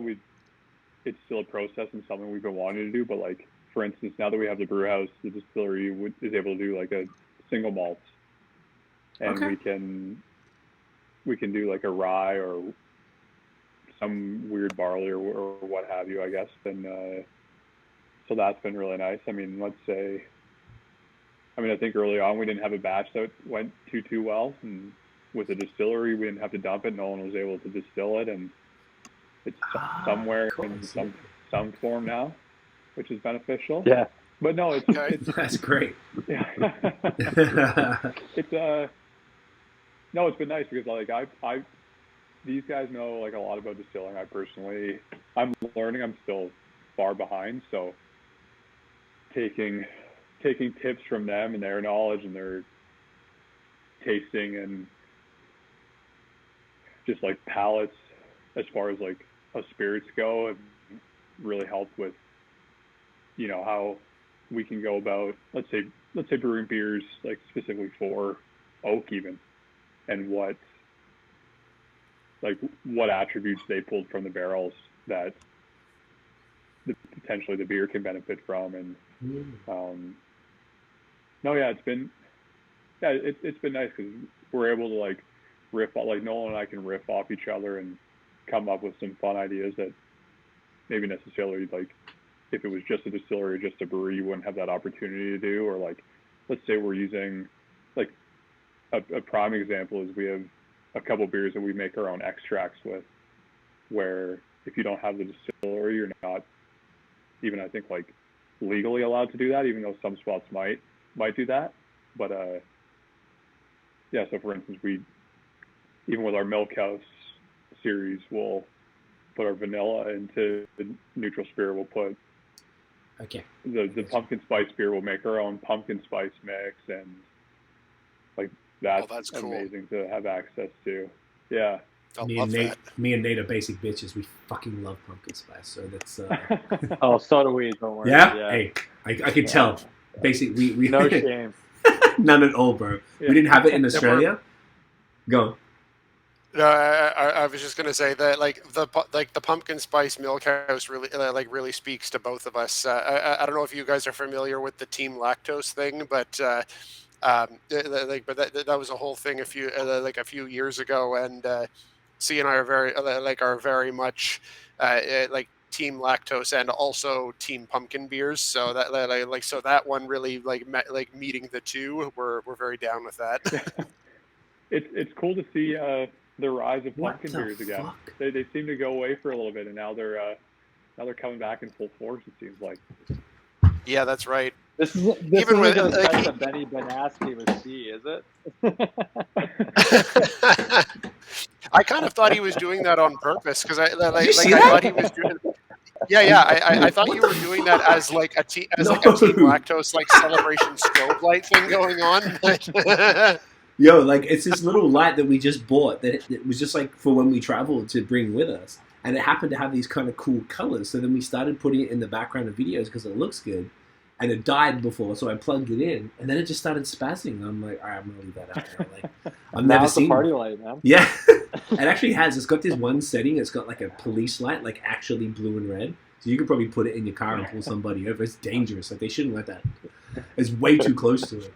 So like I don't know. I wasn't sure if it was like the electricity or something, but unless we might be haunted up in there.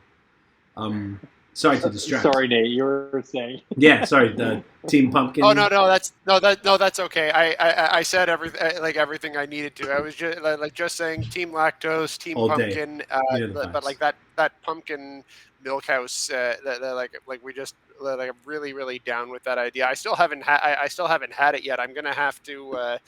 I'm gonna have to get my hands on that somehow this coming fall. I'm hoping you guys are gonna do it again. Oh yeah, we're gonna keep that in rotation. We have Shamrock Milk House coming out here soon too for. Of St. course. Patty's Day, so What is that? What does that have in it? it's just got like it's a riff on like a Shamrock McFlurry or from McDonald's, so it's just The vanilla, mints? chocolate, Shamrock and mint. steak. And mint, yeah. That's lit. I love that. Yeah, that's sort of fun. It's funny with the like we made the Team Lactose thing as a response to everyone getting so mad about milkshake IPAs, and we're just like relax. So like let's just piss everybody off and make this Twitter account and really like ride extra hard for lactose. Obviously, it's not as fun now because no one really cares. Even we don't even care that much anymore.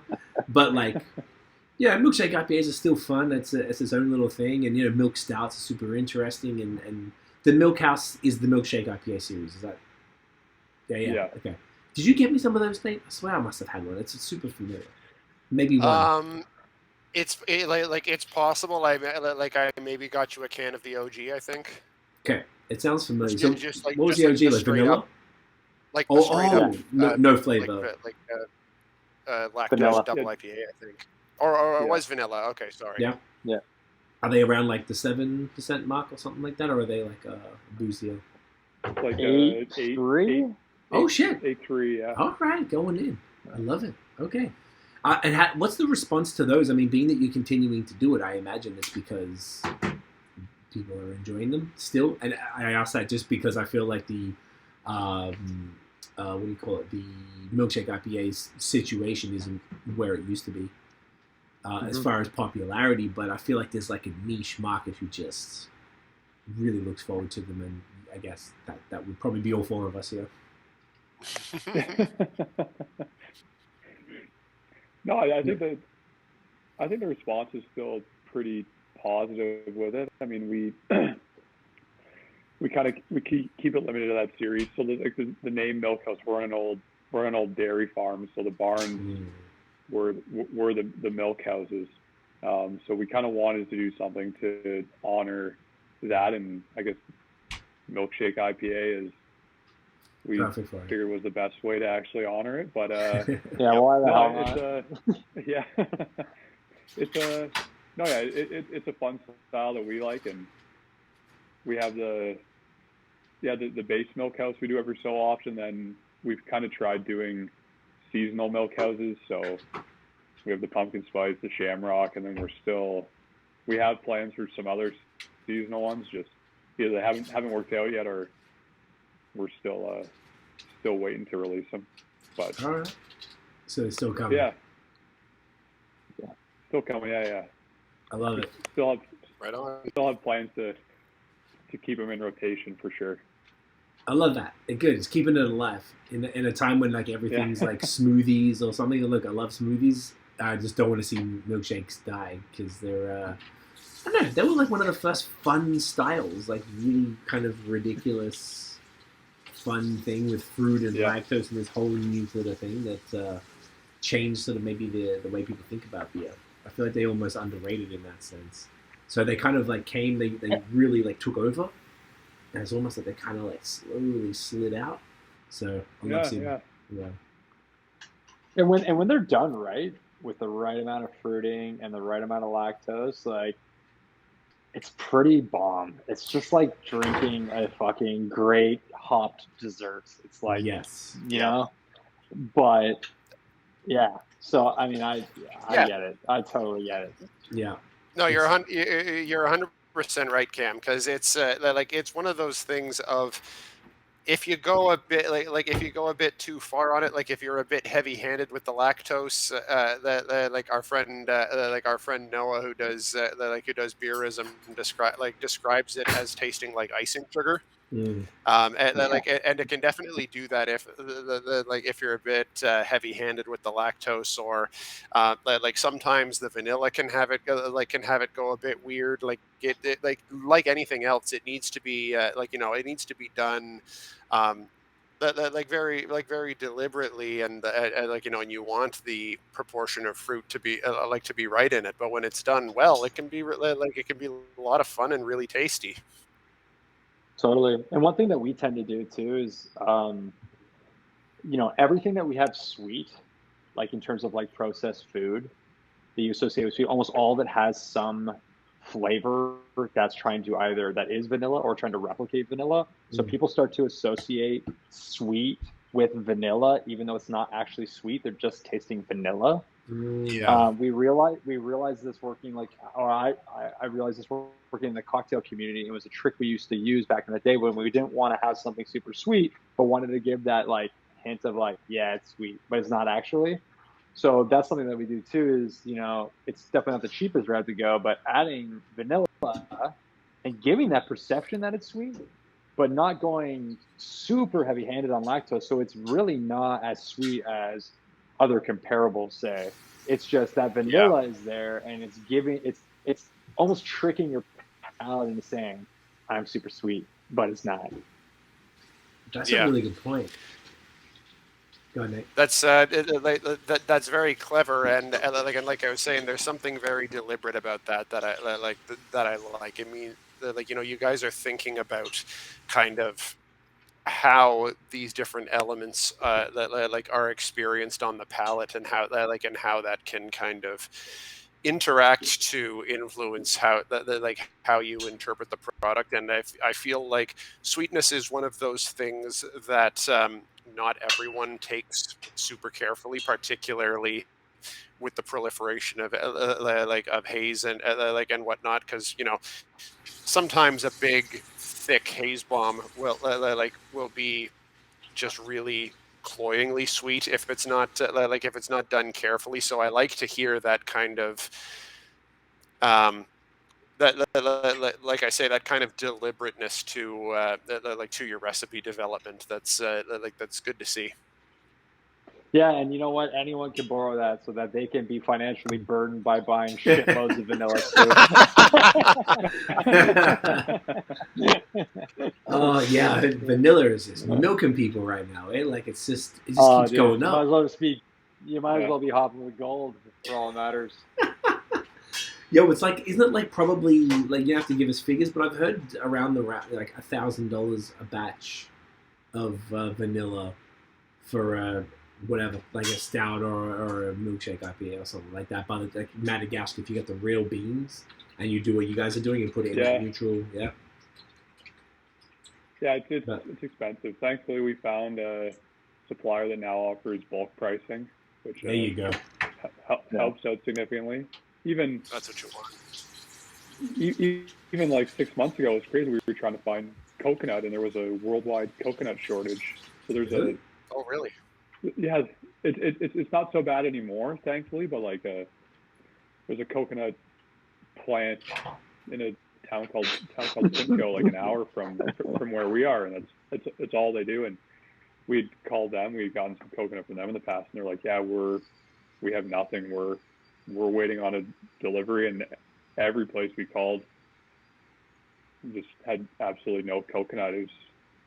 So that was something everyone was jacking up in price too. It's pretty decent now, I think, but yeah, weird things that COVID caused shortages of that you wouldn't never even thought about. I heard recently that raspberry puree was hard to get as well. Oh yeah. Yeah, I don't know if that's I think just berry puree in general. I think is really like a few different berries are like insane right now. Jeez, man, it's kind of weird though when you really think about like these just really kind of what feels random things that are affected by the supply chain or whatever. Maybe it's not that. Maybe it's other things. I imagine not supplying. It's like literal. Like what would stop coconut? Yeah, maybe even. Yeah, I don't know. It's I don't know. I don't know if we ever got like an explanation from anyone. I think no one really knew what was going on. I don't know if it's people were just buying it quicker than it was able to be produced, or right. I mean, maybe something like alcohol was strange because when all this happened, like we didn't know what was going to how it was going to affect it. We're like, oh no. My first thought, to be honest, was like, oh, maybe these like harder to get beers are going to be easier to get. But your example with the 10 to 1200 order number basically summarized the situation. Everything that was already difficult to get became damn near impossible to get hold of. So I feel like go. No, I was just gonna say like the coconut thing. Like I don't know, like this is kind of random, but like I don't know that much about coconut. But I'd have to assume it's just people sit at home drinking Malibu. That's the problem. Just crack. Wow, that's a word I haven't heard for a while. With we used to drink that shit when you were like 20, type of thing, and just because it was cheap, and tasted yum, you could put it in anything. Yeah, like it's kind of strange because like I guess now that you look back and people went kind of crazy. At least in that first 3 to 6 months. When we didn't know what was going on and everything was really, really uncertain, and people were just like, I don't know, fuck it, let's drink. And that means that you guys had to produce more. That means that probably every brewery and alcohol producer had to make more, and therefore all of those ingredients that were probably pretty relatively, didn't have any interruptions. All of a sudden, some of them became tough to get, and I guess it doesn't explain like things that happened last year or whatever though. Maybe that's just supply chain stuff. But yeah, it's been pretty fascinating to see sort of the trends and stuff. Oh yeah, 100%. Most definitely. Yeah, it's kind of it's an interesting time to be alive. I keep saying to people right now, like everything's just fucking weird and everything's strange, and like it always feels like we're this close to just being sort of mostly pretty back to cool. But it's just I feel like we'll look back later and we're like, oh, we lived through this. This is fucking crazy. Yeah, man. For sure. And we all got fat and drank a lot. I'm here for it. That's why I'm wearing black. But yeah, black's the only move, bro. It's a good move. Should we do the triple and then we'll at least crack it, talk about it? We got to do. We have to do it because it's the episode. We've gone this far. Like it's the episode name, right? True. I'm gonna go. Nate, you go grab it. And we'll swap. I'll go grab it in a sec. Okay. So, once again, this is a 10% ish or 10 exactly. Yeah. 10.2. 10.2. So I was, Nate and I were talking before. I've never historically been a huge fan of triple IPAs just because I feel like it's always such high ABV stuff, and if I'm having multiple beers, I don't know if I can always handle them. But when they're done so well, it's sometimes you don't even notice how you can't really taste the booze so much, and oh fuck, look at that looks incredible. I'm gonna go grab mine now. Yeah, I'm just gonna run and grab. I'll be too sick. You guys, should I wait till Nate gets back? Yeah, I'll wait till Nate gets back. Tell us about this one, fellas. So yeah, this is the first triple IPA we ever made. We've been wanting to make a triple IPA like since we kind of started, and I don't know if was it like a Google review or there's a review somewhere where someone was talking about Willibald and then someone commented like, "Where the fuck is Ayr?" So we were always kind of just joking about that after. And we're like, okay, well, we're like, this has got to be a beer name at some point because like it's just it's too good not to be. So That's so good. Our friend Aaron, who's a photographer, he's based in Toronto, but we grew up with him, went to high school with him. He does a lot of the photography for us at the farm. So depending on the can that you have, it's the 4-packs are all 4 different labels, 4 different photos of Ayr. Yeah, so it's I think we have the water tower, the sign, Victoria Park, the big park in Ayr, and then the Nith River, which is the river that kind of runs through Ayr. So 4 kind of iconic spots in Ayr that iconic, yeah, in a town of like. It is now, goddamn. Yeah, when we grew up, it was only a few thousand people. So, yeah, that's kind of how this beer came about for the most part. This is that's the sign. Okay, is that the one? Yeah. I think that's what I have too. Okay, so that's the sign one, and then there's. Did any of us have different ones? I know Joe has the sign one too. Yeah, I grabbed them from the restaurant's fridge, so. That was the sign one. Nate, what's your can looking like? So this is what mine's looking like. Oh, looks like an aerial view. Yeah, well, that's the river. We got a drone shot. Woo! I'll grab mine. Oh, okay. Yeah, we're just saying, Nate, that we have the signed ones. So right. Just talking about how they're all different, and every 4-pack is 1 of each, 4 different photos from Ayr. Oh, I love that. And what are the other 2? We have the water tower. Mm-hmm. And what's the other one? Victoria Park. It's another drone image of like the main park in Ayr. Okay. That we all used to hang out at, shoot golf balls. Not necessarily play baseball, but at least play golf in. Oh, that's cool. I love that. Yeah. And how big is Ayr? Like, how many people?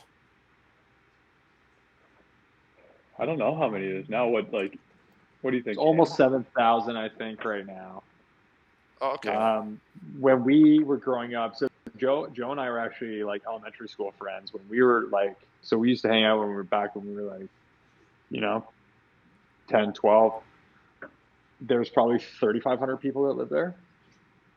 So it's almost doubled in the last, roughly 20 years.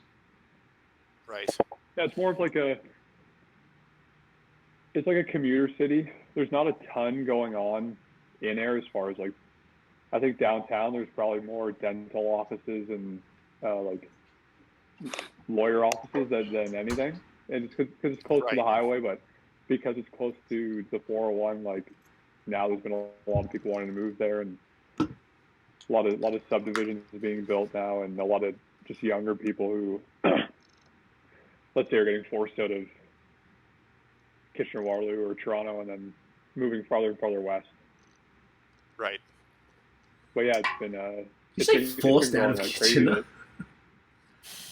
I hadn't heard that before.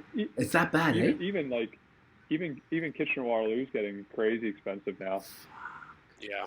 For both purchasing homes and even rentals. To rent, eh? Getting I'd heard, obviously everyone went to, I have a friend who used to live in Hamilton, and she moved to St. Catharines because she said that all the Toronto people moved to Hamilton, forced some people from Hamilton out, and then they moved to kind of St. Catharines, so it just keeps going, further and further west.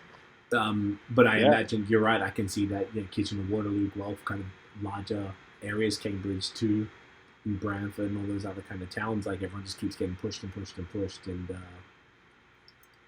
Yeah, as the prices keep going up, I'll be back just in a second while you're pouring there, because I just want to grab a picture of this one.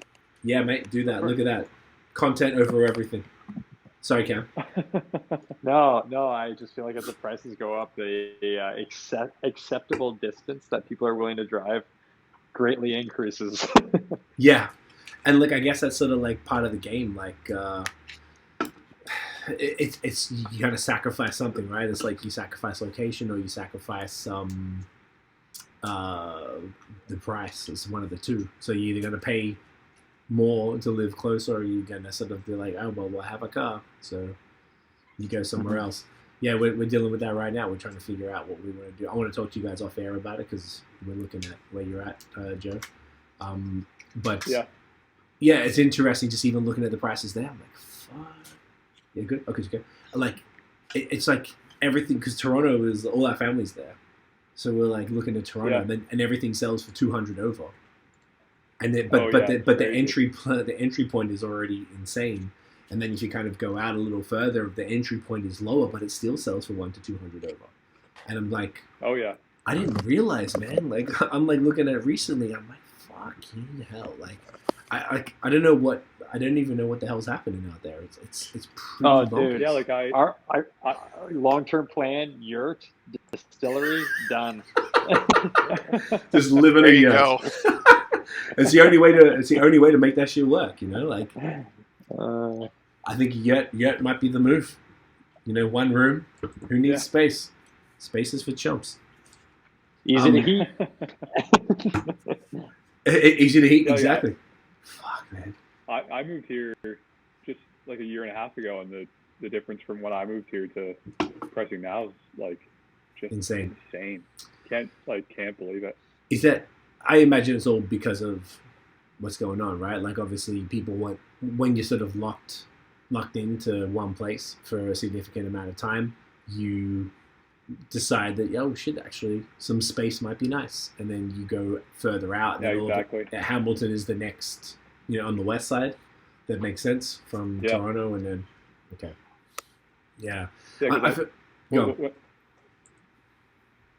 Oh, sorry. No, go please.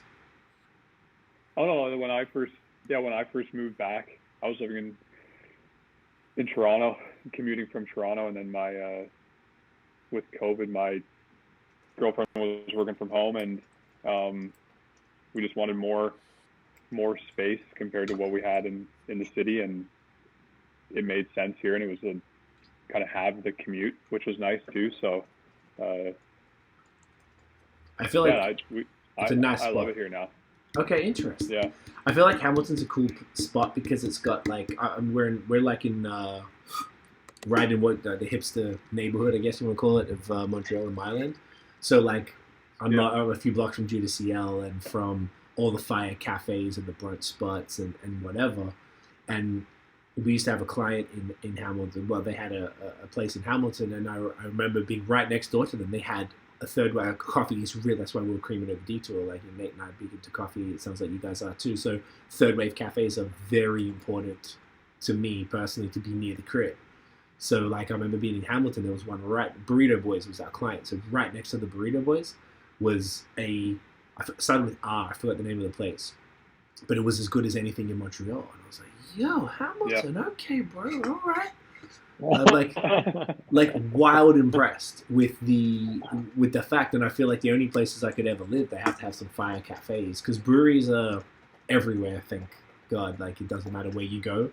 Small town, such as the beautiful air, it doesn't matter where you go. They've got fire breweries, but like not every place has a phenomenal third wave. So I like that Hamilton has is really sort of come up in that way, and I imagine that's kind of the way that.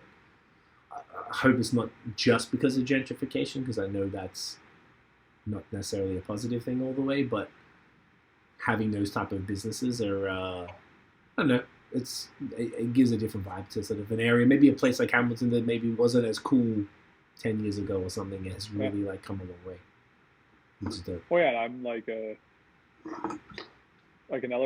a 10-minute walk from a new ghost station that opened. So I can get to Toronto in an hour on the go, and I don't have to worry about commuting. So I mean, you're out of the city, but you're not too far out, and you can come and go fairly easily too. Okay. If you want to get back to Toronto, or it's been a nice middle ground because Kitchener-Waterloo, Guelph's only half an hour, 40 minutes away, and Toronto's 40 minutes by drive too. So sounds like perfect. I love it. Yeah. I know I distracted from this. Did we talk about the beer enough? Let's talk about the beer. So what do you guys think? Oh, first of all, it looks fucking good. Look at that, oof, mate. That is just murk. Isn't that gorgeous? Look at that.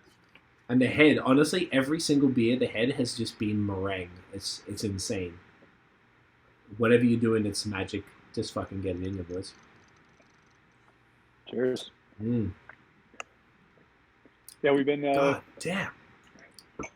Yeah, we've brewed this beer a handful of times now. I think it's fairly happy where it's at as far as like triple IPAs go. Like I feel like a lot of the other hoppy beers we do, they're not too cloying or sweet, even though they can kind of tend to be. Not that a triple IPA is like necessarily sessionable, but it's one you can maybe drink a little more than one before you're too exhausted from it. And yeah, it's just a fun one with the name and yeah. No, I love the name.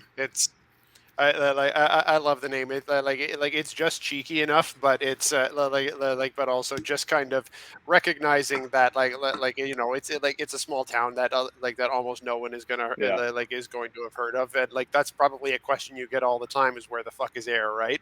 Oh, we said it just while you were grabbing the beer. Exactly. The boys were just saying it was like some of the reviews, like the people were saying. Right. Okay. Yeah. So you nailed it. No, but that's a great guess. You nailed it. I thought, because Nate said this in the email, and I hadn't seen this beer, and I didn't know where you guys were based. So I thought Ayr was like a person. I thought like maybe it was like a guy who worked there or something. Like, where is he? He's always on Smoko or something, you know? Yeah, sorry, that's the other question we get. What the fuck is there? What? Like, what is it? It's actually a really like cool name for a town, to be honest. Like, it's dope. Yeah. I feel like you guys are Scottish. There's actually a Scottish town as well that has the same name, and there were a lot of Scottish settlers in the community around the Nith River back in the day. Nith also being Scottish name, and that's where the name comes from. I see.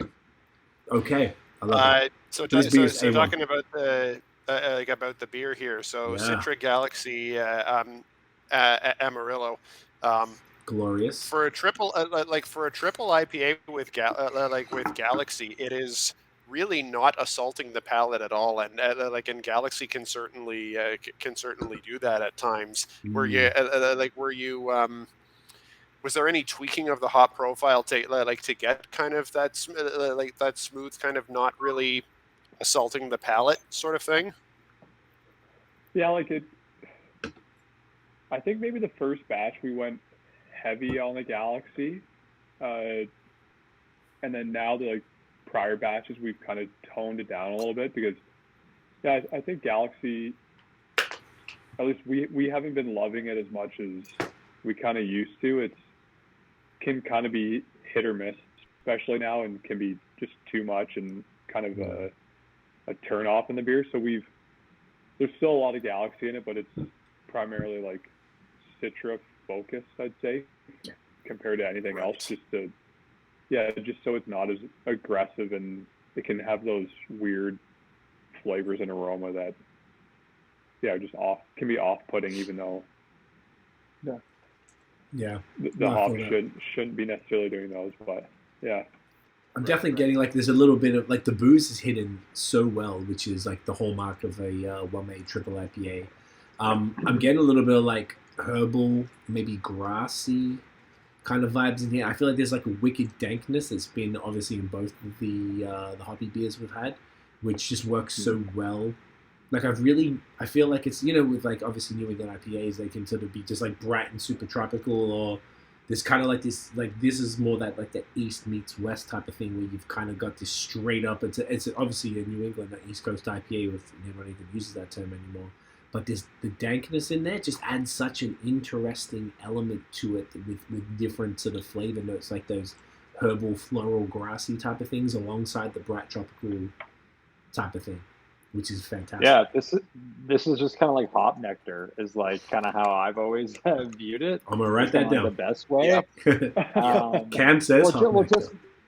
Just because even the body, the texture of it, everything, you're starting to get a little bit more viscous just based off of the weight of the beer and everything else, that it kind of just feels fitting. And that's just how I've always visualized it.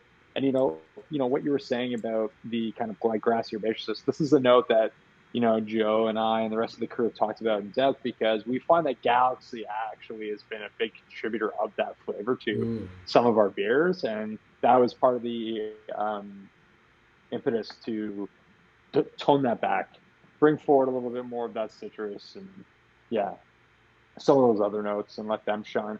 Yeah, citrus. I'm definitely getting a little bit of that sort of like a little bit of citrusy vibes in there too. Actually, now you mention it, it's just it's such an interesting style. I feel like I'm like I said, the only reason I don't particularly gravitate towards them is just the ABV. That's literally it, for volume reasons. Because if I have this, they're like, oh, fuck, well, that's it for me. Totally. But I was like, all right, well, I've had all of these tonight. Obviously, I'm finishing everything, so let's see how she goes. But you know, like when that's so nice to drink one, because sometimes I'm not I don't like tasting the booze through the ABV, and obviously all of the beers that we've had so far, particularly starting with the first one, you know, if you can't taste, like even Nate said, you didn't know it was 6.5 until the boys brought it up. Yeah. With the export lager, which I think is a testament to the quality of what you guys do, and this is just A1 level triple IPAs, and this is what this type of thing, this makes me want to drink more of the style. This is phenomenal. This is really, really fucking good, man. Thank you. Yeah, I mean, if there's one thing I could say from Joe, even like removing myself from this equation and more so just looking on at like what he does, you know, I would say that, you know, one of the things that I've always been impressed in as just like an appreciator of beer, drinking the things that he's created, has been his ability to hide alcohol, specifically in the dippas. I find that our dippas are like scary, and you know, full disclosure, I write a lot of the Instagram posts, and I end up being like, fuck, I'm repeating myself over and over. Yeah, the alcohol's certain, that's right. But it's like, but I think it's like I think it's a valid point, and I think it's something that doesn't happen enough, and he's very good at it, and he'll never pump his own tires, so I feel like I have to. So that's right. Yeah. Dude, that's awesome. Do you write who writes the description of the beer, like say on Untapped or anything like that? Where's that come from? Or do you not put anything on Untapped?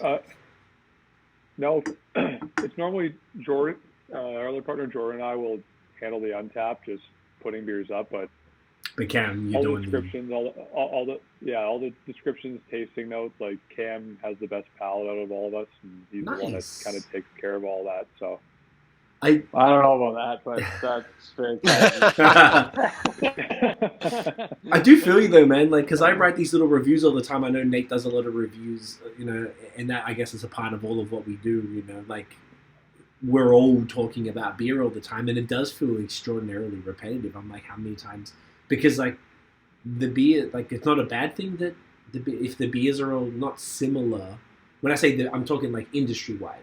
Like New England IPA is a fucking New England IPA, right? So if I'm saying it tastes like mango or pineapple, or it's dry, or it's chalky, or it's smooth, or whatever, that's a good thing. It's not a bad thing. It's just kind of funny though. Sometimes I'm writing, I'm like, do people think I'm an idiot? Like I don't know. I don't know if there's any other words that I can use to describe to be like, I don't want to be too fancy. Oh, dude, you know what I mean? The amount of time I spent going through a fucking thesaurus just to find another way to say that. Oh yeah, for real? Absolutely. I'm sorry, but like I like to read, but I'm not well read enough. My vocabulary is not wide enough for me to honestly own that. I work at it, man. It's not. I don't come by it honestly. I don't know why. That's a very good point, and I run into that as well. Like with with writing kind of like tasting notes for beers, I find New England IPAs have started to be the ones that I had the hardest time writing tasting notes for, because because they're all so similar. Exactly like you said, Cam. It's like you really struggle to find different descriptors sometimes. It's one of the ones that's that's the most difficult on that, because it's kind of the differences are a lot more subtle if there if there are any to be found. It can be really tricky to kind of find different wording at times. They become the hardest ones to write about. Oh, dude, 100%. fluffy, pillowy, soft, like fuck, like Cloud. yeah. We Like, literally name. have a beer coming out just called Fluff because I think we were just tired of talking about it, and we're just like, fuck it, we're just gonna call it that. Yo, like, I guess we're all dealing with it. I feel like we don't talk. That's why I'm thinking this is so funny, because I feel like we don't talk about, like, I don't talk about how difficult it is to write about New England IPAs. So this is like really fucking funny to know that like you are having trouble doing that as from the brewery side. Joe, you're not even laughing, so I feel like you're just like, whatever, bro. I don't give a fuck. Like, I just make this shit. Well, that's hilarious. You know, I love that. You're obviously getting different notes from the hops and stuff, Of right? course, But like also at a point, it just becomes like, okay, man, this is like flavor masturbation at a point, you know. And I've actually also just started really cutting it back and just being like, you know, I'm going to provide very basic notes on this beer, and I'm going to move on because, and I'm going to let people form their opinion because they're going to say if you it. tried one of our double IPAs, you kind of have an idea of where it's going to fall, and I'll let you decide where you think it lands. I think that's almost like more fair to do it that way, to just like let people's palate, you know, at this point, anyone who's drinking these type of beers has had multiple of these type of beers for the most part, so they know what's up, they know what to expect. I'm like, all right, this is money. Yeah. You know, you can tell that this beer is an exceptional version of the style, so you're like, all right, cool. It doesn't even matter at that point because it's, you know, it's really all about just finding the best sort of ones. But yeah, it's an interesting thing about beer because there is a style. I mean, if you think of BJCP, like everyone's trying to go for something that's determined that that's what it is. So technically, if everything was following the BJCP, then all the reviews of every fucking beer ever would be exactly the same. So it's an interesting approach to even have to. It's even weird that there's beer media. I still think to this day it's just such a strange thing that there's the thing, but people care about it, and we do it, and we care about it, and you guys have to write. Isn't it just weird? You think that's weird, man?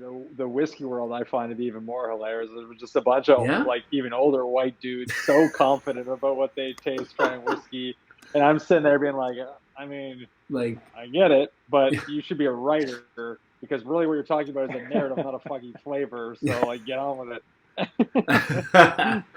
Yeah, that makes. I've seen some people do. I've seen a bunch of memes of people like reviewing like whiskey and bourbon and stuff, and I hadn't really followed into that world so much. So that's actually, I feel like maybe the beer world's a bit more chill because it's a little more accessible than maybe like the whiskey world, because I guess there's a lot of high profile, high valued things that are maybe harder to get. Yeah, it's one notch below wine. Right. Wine, as far as the. I'm glad we're not involved in the wine world because that shit seems like intense as fuck. It seems like the wine world can be on a whole other level, and we only just see snippets of it from where from the slight areas of overlap in the beer world, that it seems like a whole other thing. Yeah, my partner has a wine account, so because of that, and wine and spirit, so when we sort of combine that with the beer, we do it all together. So that's how we know the Rosewood dudes, and that's the ones who are telling us about you guys. And even them, like being that they do the Chardonnay not in all oak or whatever the rule was, they not VQA. So, like when we met, you guys know Ryan and Will, right? Like you guys actually know them. Oh yeah. Will, I was talking to Will today actually, and he's a great guy. Obviously going through a lot right now, being Ukrainian and what's going on. But so I feel for him and what's going on over there. But Ryan too, Ryan is like the greatest guy. His palate is phenomenal. If you want to talk about people who know their shit, like, Ryan and Will, they know their shit.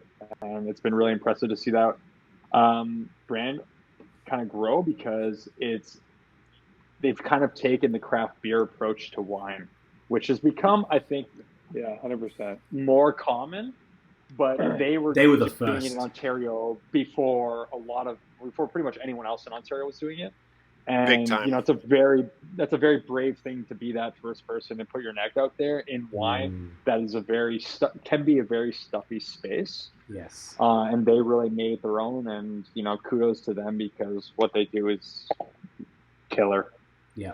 Yep. Couldn't agree more. Yeah, we had him on in like 2017, and when we first met Ryan, he was wearing a Stone City hat, for a brewery in Kingston. So we go to this winery, and this dude is wearing a fucking craft beer hat, and his approach to stuff was unlike anything I'd ever seen. And you're right, you're exactly right. Like, they were taking risks in that world that maybe wasn't so acceptable at the time, and they kind of led the way. And they were the ones, like, anyone's buying grape must and stuff is coming from them.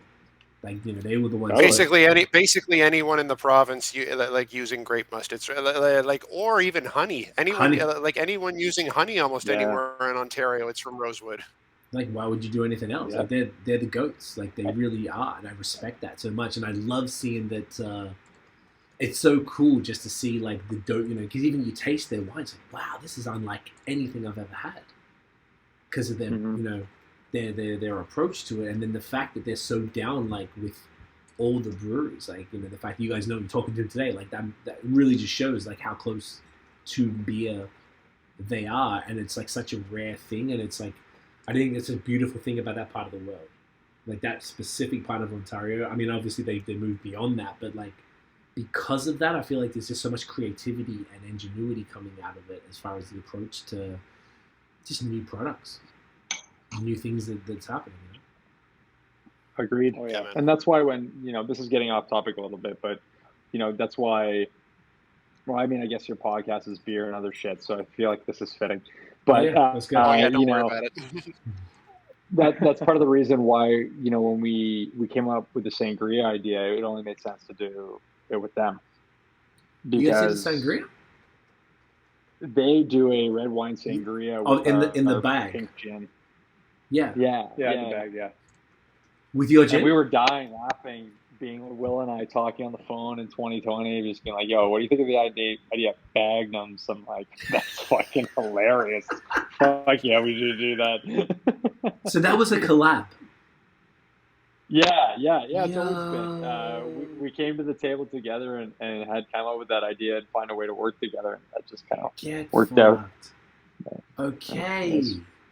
I wanted to. But they're the perfect person to do it, and part of the reason was because, like, there weren't many wineries too that were going to take a risk on that. Will and Ryan were like, we're it, really. No, there's no one else beyond their wine just being sick, 100%. Like, there's a lot of phenomenal wineries out there, but obviously not, like, most people are sort of a little more straight and narrow, like, do what traditionally is done, and that's fine. But I think that, like, what they're bringing to the scene to allow, I did not honestly, I had no idea. That's fucking amazing, because that concept, people who don't know, it was literally, like you said, a bagnum, like a bag. They had a big one, they had small ones of sangria. Yeah. Fun size and bagnums. It's the most ridiculously awesome. I don't know, like, I feel like Nate and I are really big on, like, I don't know, we like innovation in beer. I just think it's really interesting when people try doing things outside of the norm and just throw shit at the wall, and sometimes it sticks, sometimes it doesn't. And I feel like that from a winery takes more balls than doing anything like in the beer world. That I don't think there's anything as crazy in the beer world in equivalent to that, because the wine people there's a more of a culture around it. Has been around a lot. Well, maybe it hasn't been around a lot longer, but you know what I'm trying to say? Like, the snootiness around wine without pretentiousness, no shade, but wine people know it's pretentious as fuck, and that's okay. I love going to wineries. It's fun as hell. And Niagara is one of my favorite places in the world for that. Like, it's got some of the best wineries in the country. So, but, like, yeah, to be able to have the guts to go and make something as ridiculous as a bag of sangria with a local spirit distiller. I love that. I fucking love that. It's so funny. Are you guys doing it again for this summer? Please. Yeah. Okay. Their product to release. We're mixing it up a little bit this year. We're going to continue doing bags, but there's going to be another element to this. Not my story to tell, so I'm going to leave it at that. But yeah. Okay. All right. I love that. Honestly, that's just genuinely exciting as hell. Like, it's just cool, man. Like, you guys are, like, not only pushing the what's the term? I guess I've had triple IPAs now. What's it called? Like, pushing the fucking boundaries. Boundaries. There you go.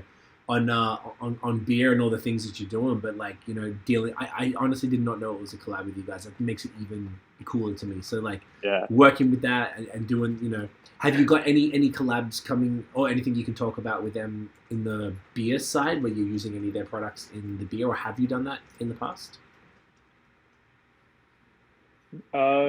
Nothing yet. I mean, it's definitely an option. No, we do. We have some of the barrel products we do in the back. It was on Grey Must, remember? Oh shit, we do. Sorry, yeah, you're right. This is it's a lot of stuff. It was 2 Februaries ago. Yeah, it's part of our. Yeah, it's almost 2 years old. Yeah, we grabbed some Great Must from them and then fermented on just like the native yeast that was already on them. We threw it all into a fermenter and it's sitting back in the barn. Just we've been waiting for another harvest to kind of grab some more grapes like fresh and then throw it on there and release it at some point where we can get the mixed culture program really dialed in and going. I love but it. yeah, they've been they're awesome people and they're fun to work with for sure. That's sick, man. Nice. Yeah, it just keeps it interesting, man. Like, look, it seems like that's a bit of a theme to what you guys are doing, and I just really think what you guys are contributing to the scene is super valuable and just fun and consistently dope. Like, these 4 beers were genuinely A1 fire.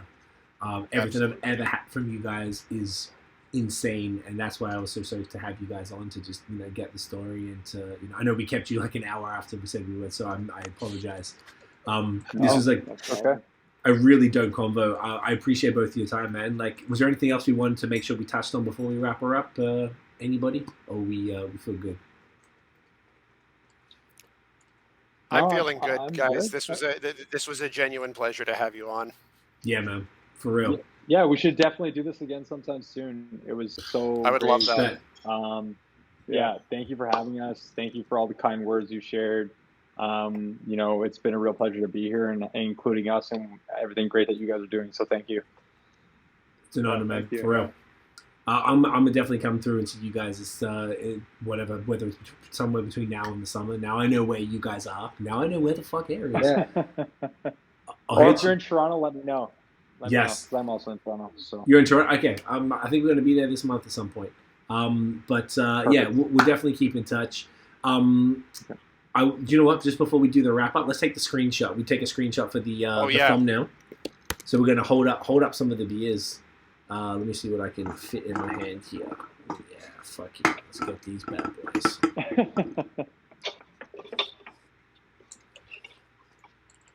Can never get it right. It's so hard to put. Oh, there you go. Perfect. Don't block that pretty face, Joe. Oh, Cam too. Look at you guys. All right, ready? Oh, that was stunning. Right. Make sure I got it.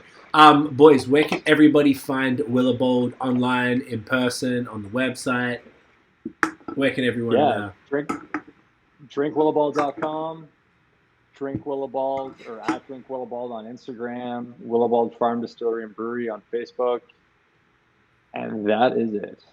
That is it. I love it. We're going to wrap this up. Stick around when I wrap it up and we can just finish up on the end of the call. Appreciate you both. Fucking legends. I knew you would be. Nathaniel, where can everyone find you online, you pretty bastard? So on every social platform, it's at NathanDoesBeer. You can also find me on the BAOS podcast blog. Quick link to all of my blogs is NathanDoesBeer.com, and you can find me occasionally here co-hosting BAOS podcast. Yes, sir. So the next 3 weeks, we've got Nate in the building. So we got that. Once again, everyone, thank you so much. Appreciate you all. Guys, thank you so much for watching and listening. If you enjoyed the episode, smash the thumbs up. Hit subscribe below. Hit the notification bell so you know when the new drop. Oh, you're supposed to say ding, aren't you? Yeah, you didn't let me. You just plowed right on through there, you fucking idiot. It's been a minute. I apologize. Then what do I say? So you know that you follow us on social media at BAOS Podcast. Check out the long form audio. We drop every Wednesday at 8 p.m. Eastern. Give us a 5 stars on Spotify, Apple Podcasts, all that bullshit. It helps us a ton. We will see you in the next episode. Fucking get it in, you boys. Cheers. Cheers, y'all. Cheers.